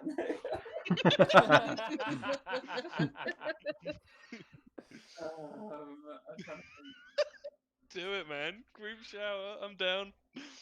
Yeah, I'll be Osdred in the group shower. Okay, who else is there? I Pitch don't know. there. I don't know if she separated it by gender. I don't think so. He was a very sounds pretty communal. LGBTQ person, so he would have just been very about letting people do what they want. Well, I'll say it's rather recently, so whoever wants to be in can be in. Okay, so who wants to be in the shower scene, guys? Me. Farrah would be there, but she wouldn't be like next to them. She would just look at Osdred and just be like, "Yep, he's pissing alcohol again." And step Okay. away. Who else is there? Weak Nigel, are you there? Yes. Yep. Helen, are you there? Yeah. Yep. Okay, so everyone's there. I'll say Kendall's there as well. Stefan, would you like to play anyone? Would you like to play Torres or Druinas or any of the side characters? I can provide trickling water noises. Okay, if you'd like, yeah. You sure you don't want to roleplay any of the side characters? I think I'm good. Okay, it's fine. Okay, so it's just taking a portrait of the scene. yeah.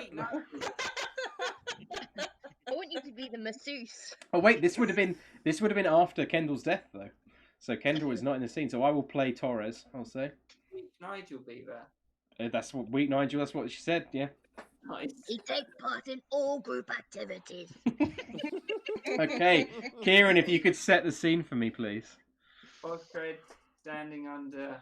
I assume it's just like a shower. Yeah, it's like a shower hall. I think like it's a place. I'll say it's in Waterdeep. Yeah, he's scrubbing his beard, pushing back his hair, and he looks over at everyone. He's like, "You know how this started." Torres comes out completely fully naked, doesn't give a fuck, and she literally slaps Osdred on the arse, and she's just like, "Nice arse, fat boy."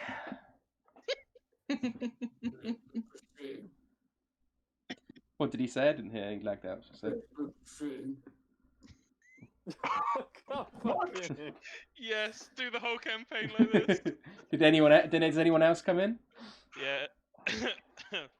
Nigel Yeah. bounds in his loincloth. Hello. Fucking hell, Nigel, that's a right cock you got on you. He's in a loincloth. You can't see his cock. No, I think the cock is hanging below the loincloth. Oh yeah.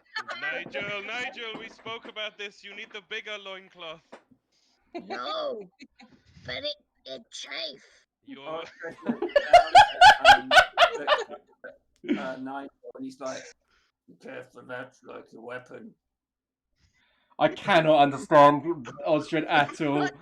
I can. It's a step down from Toba. Yeah. He said, "You care for that like your weapon." I genuinely don't have a retort to this. And he goes back to washing his hair, like leaning against the side of the shower. So I think Helen and Farrah probably come in at this point together. Yep. You see Weak Nigel in this tiny loincloth with his massive dong hanging below it. You see Torres like completely fully naked, this like really busty sort of dwarf woman. You see Osdred sort of standing in the corner, sort of naked with his hair and beard back, and you see Pitch kind of imagine like in a towel about to take it off. Yep, he's fussing over Nigel, trying to get him to put on the bigger loincloth. Come on, Nigel. It's not fair to the rest of us to be showing that thing off. Taurus naked. Yes, but she doesn't have giant penis. No, she doesn't have giant breasts. Kendall wanted us to be honest. Might as well let it hang out. Take it off, Nigel. It's no problem. Nothing to hide in here. And he just whips the loincloth off. Hey! Pitch How- like flinches back a bit. How does Helen and Farrah react to this? Farrah's probably used to it by now, so she walks past and just says, "Careful now, there's giant weasels about." How does Helen react, George? Helen's kind of slightly wide-eyed, but sort of like, these guys are so immature. It's just a Nigel's human kind of body, standing everyone. there with his hips forward, swaying backwards and forwards, and laughing at his penis moving backwards and forwards. Torres starts clapping like, hey! Pitch kind of hides his laugh, but he's cracking up as well. Anything else you'd like to add to the scene, Kieran? Or is that a good place to close it? Okay. He just puts his hands against the wall. He's slightly drunk, and he just sort of like starts slumping down. And that's the end. Yeah. Okay.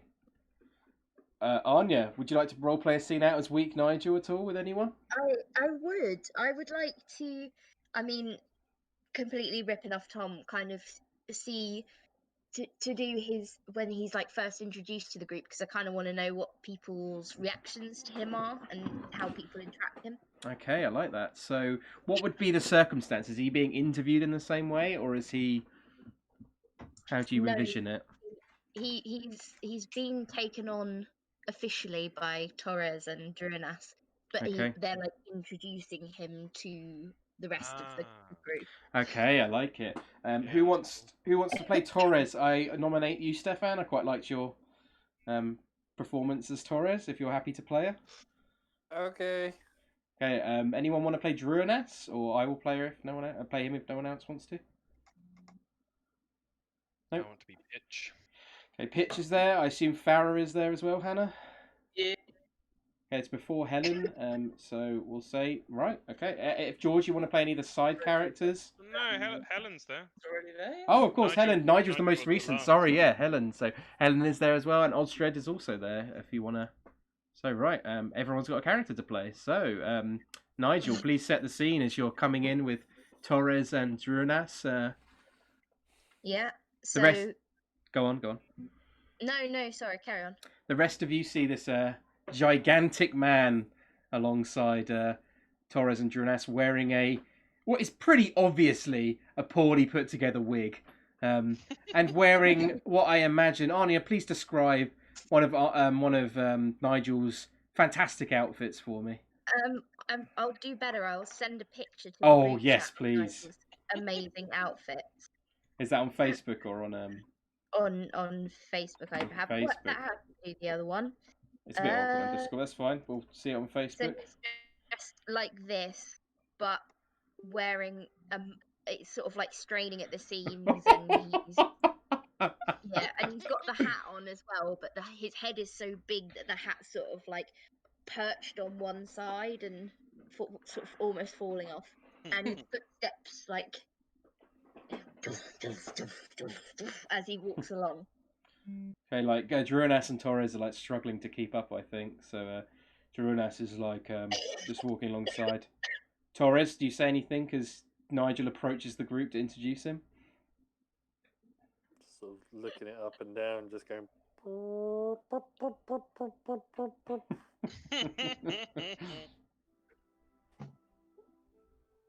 Hello, everyone. My name Weak Nigel. Nice to meet you. This is, Nigel. I forget your ludicrous last names. Fitzwilliam Montague Woundcaller. Fitzwilliam, you bastard. Yes, of William. This bastard name. What's your point? Oh god, we're straying into Sibley territory here. Drugs. And he looks. Are you carrying a weapon? Let's say I've just got my club in my hand. Do you wield your weapon well? Well, they don't call me Weak Nigel for nothing. Like Juronas leans over to Osdred. He's like, It's a sarcastic name.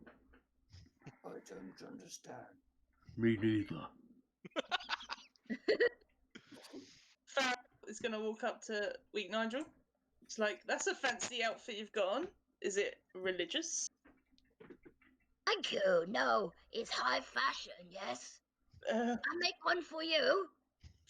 No, thank you. Fashion from No, where? I'll make one for you. You're my friend. No, thank you. Oh, you're not my friend then. Oh, what a shame. Oh shit, this is rock. I would Pitch steps up. I would gladly take a costume of yours. Weak Nigel is. Do you like being called Weak Nigel? It my name. What else you call me? Well, Out, big Nigel. or Strong Nigel? Or Chicken Nigel? What are I your am. skills, Nigel? Huh? What are your skills? Apart from being giant.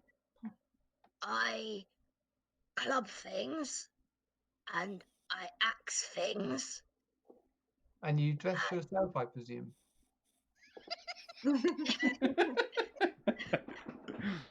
Yes, that's my skill, but that's my biggest skill, so that come last. No, and I do the medicine. The medicine. Oh, it's gonna kill me. Um, Yes, I send medicine, so you hurt, and I make better. Juronas leans over to Osdred and he whispers in his ear and Says, we found him, he'd, killed an entire orc clan by himself. Osdred looks at Juronas and he's like, I like his style. Me too. What did he kill them with? His sense of fashion? Stefan? Does anyone react to Torres' statement? Yeah, Pitch tries to smooth it over. Don't worry about her. She's cold at first, but warm soon. Please come and come sit with us. I feel you have a story to tell. Thank you. And he's sort of like preening and pushing his hat back on, and you know. If you're going bands back to be, open, like, if you're going to be part of the group, Nigel, then you have to eat with us. that's okay. Good eating. Osdred comes over and he's like, can show with us. Cannot understand Chicken Osdred's voice. Beef I eat. Pork I eat. Rumble.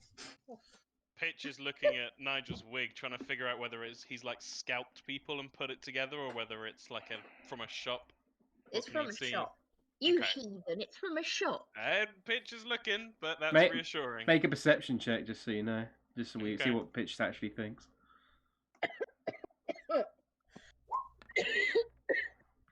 Pitch, you think I it's sense a pattern with Pitch yeah. already. You think that this is definitely scalped like his enemies and made a wig out of them. Pitch kind of backs off a bit, but has a look of like, damn, respect in his eyes as well. Juronas like shuffles over to Helen and is like, What do you think, Helen? You are no longer the newest member. Yeah, I wonder how long this guy's gonna last. Probably not long, but we shall see.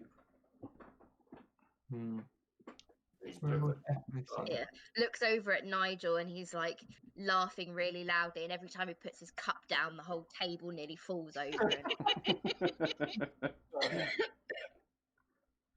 I think with Pretty big anyway. So step over to Taurus and be like, so why this guy? Well, I don't know really until we see how the hell we managed to kill them orcs. I'm just looking at him and thinking, I don't know, this outfit of his would probably make a nice tent for me. Well, I mean, I suppose that's true, but I mean, in fights though, Taurus, like how I don't think he's going to be very stealthy in certain missions. That's where the berserking rage comes in. Is Osdred there when she says that? Yeah, I think he is. Yeah. Osdred, just in his massive armor, just like slowly planks it. Yes, but wait, go on in. I don't understand. Well, at least you could take yours off, Osdred. You can take his off. Well, not his massive size, he can't. Hey, who you call massive? Only your appetite, I hope. Yes. Chicken I eat.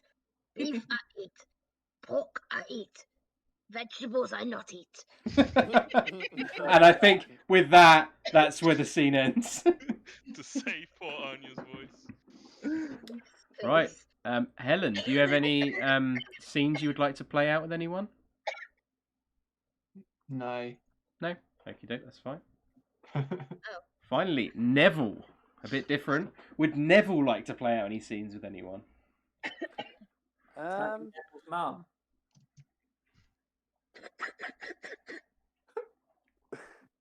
Neville's mum, what, when he was a kid? Yeah. Do you want to let Kieran If you play your want. mum? Go on then. Oh my god, I'd pay to hear this, so. Well, Neville, you never do anything for his family. Why don't you get out there and do something for us? Oh, Mum. I'm sorry, Mum. I'm trying real hard. Well, you might be trying hard, but that fucker of your father, he left me with you, little shit. So get out there and do something. Oh, Mum, it's past your bedtime. You gotta go to bed now, Mum. Massage my gout, little Nev. I'm sorry, Mum. I'll try harder next time. I will. Yeah, well, you should get something. Your dad at least had royal blood in him. What? What blood? Don't you worry, little Nev. I said boil. Now massage my cankles.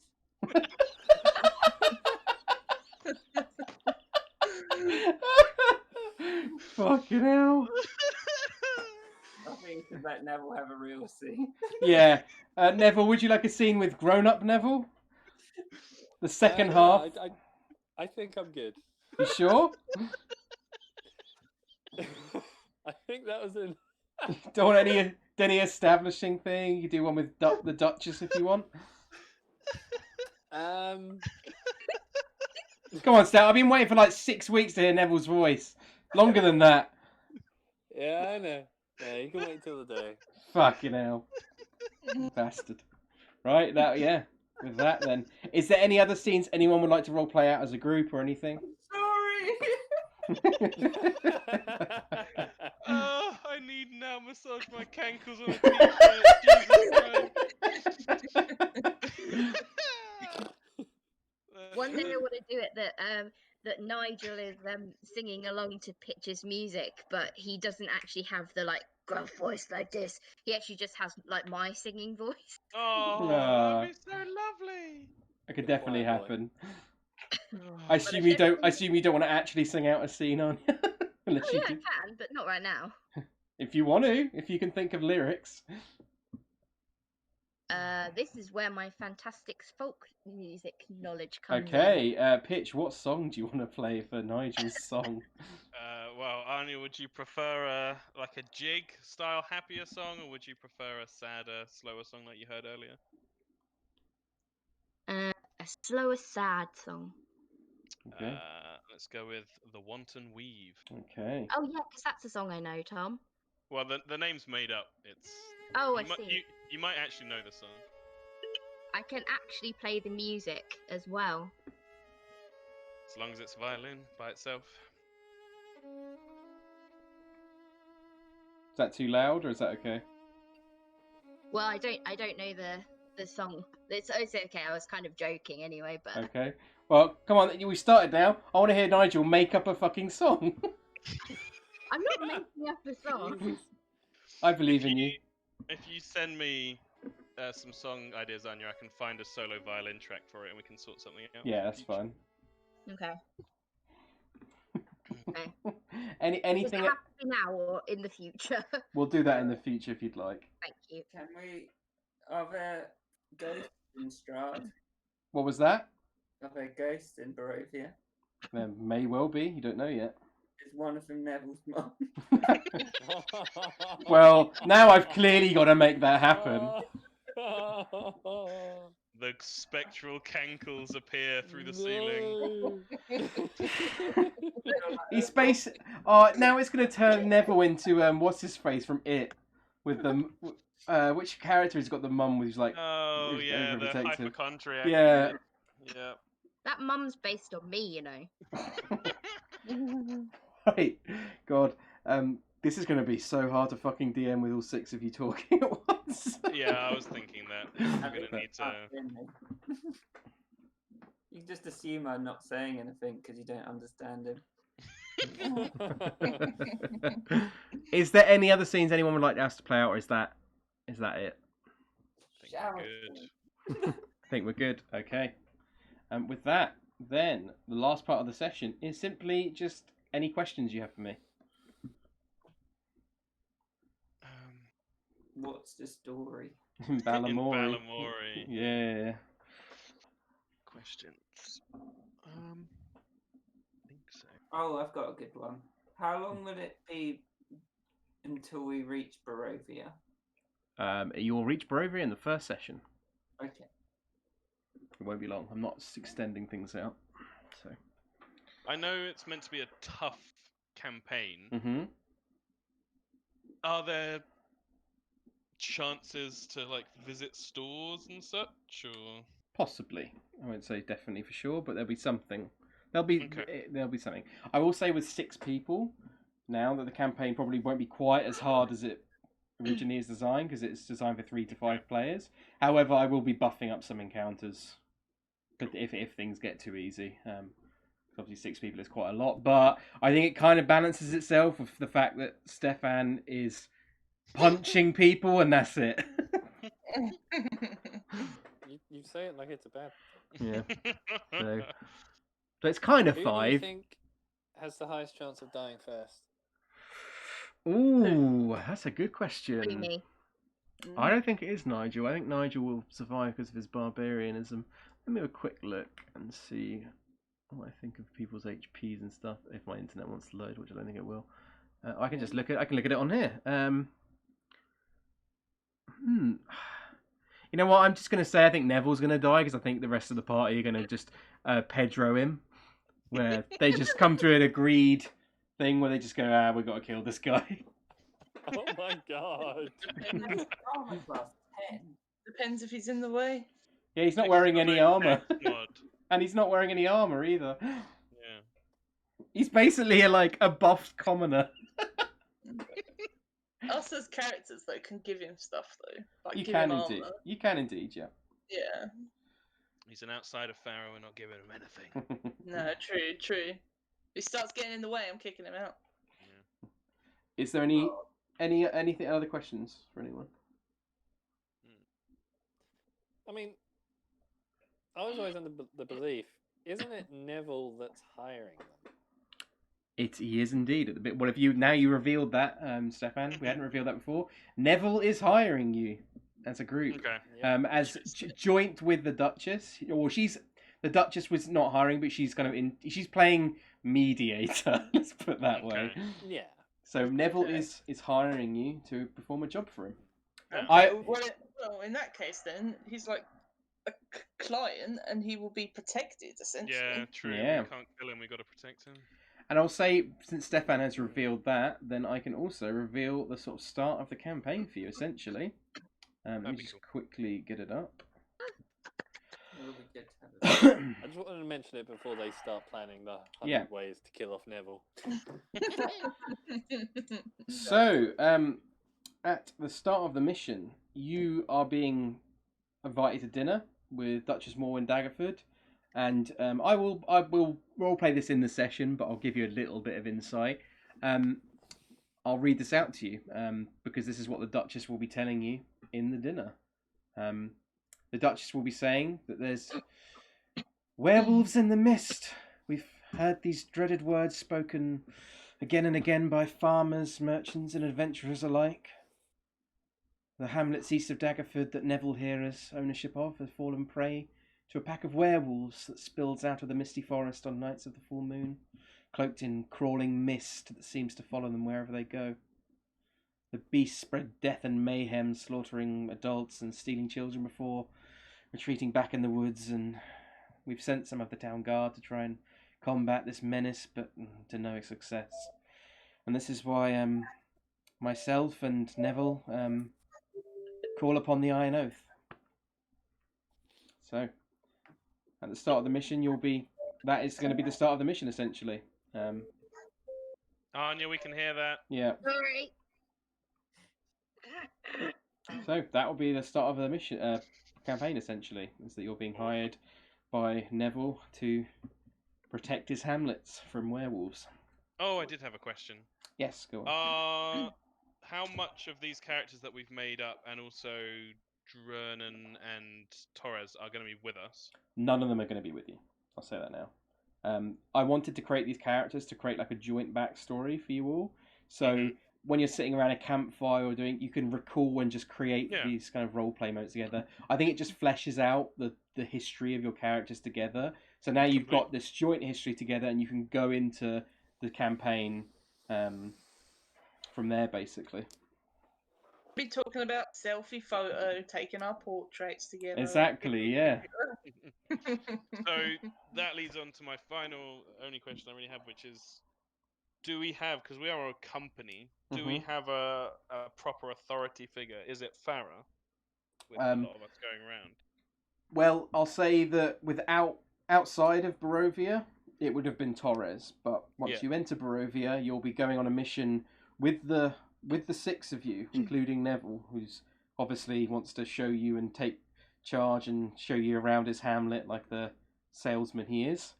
And he wants to follow you off as well. And he basically, these werewolves have been fucking over his business, and he wants to see personally that he punches a werewolf in the face to. I think that's an accurate description, Stefan. I'm sure one of his fingers has a silver ring, so... Yeah. Oh yeah, would Osdred know that werewolves are with silver, seeing he's a big armor boy? You would, and there'll be a thing at the start of the campaign which will be related to that, I'll say that much. So in Barovia then, we're all kind of following Neville. Well, Neville will be your client, but Farrah, once you're in Barovia, Farrah is the most senior member of the Iron Oath, and the Iron Oath often, I think it operates a bit on seniority to an extent at this point.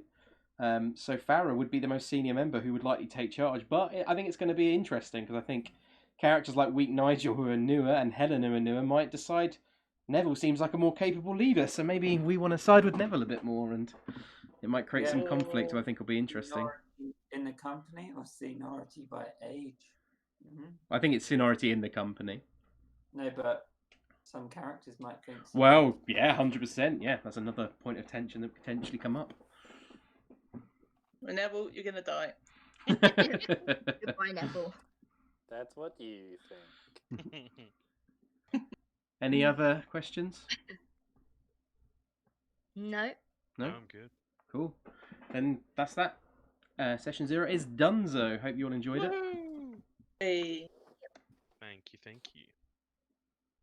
If you guys have any other ideas for backstory, so fuck I off. knew it. Get out of here, I knew but spaghetti. You're not allowed in this one. I can't delete them fast enough. Gonna do Strahd. with It's canon spaghetti. that's what Neville looks like now to me. A Right. strange child. Thank you all. Thank Hope you, you Lewis. enjoyed it. Yeah, Look that was forward to awesome. everyone. I hope everyone's excited for the campaign to kick off. Yeah. Yeah, to give people time frame, I think you'd agree, Lewis. It's Mhm. probably like 2, maybe 3 sessions till we finish my campaign, and then we'll be looking at doing Strahd in the Sunday slot that we've been using for my campaign. Yeah. So I think it'll either be the 27th, a Sunday, 12:30 to 5:30, or it will be the 4th. 27th may not be great for unspecified reasons. Okay. So we'll say the 4th is basically Yeah. definitely when Strata's going to be. Then it's the 4th of October. Sounds good. Mm-hmm. 10-4. Yeah. Halloween month as well. Yeah. Oh. I am not free on Halloween. I refuse to be free on Halloween. I doubt it's on a Sunday anyway, is it? No, it's on a Saturday.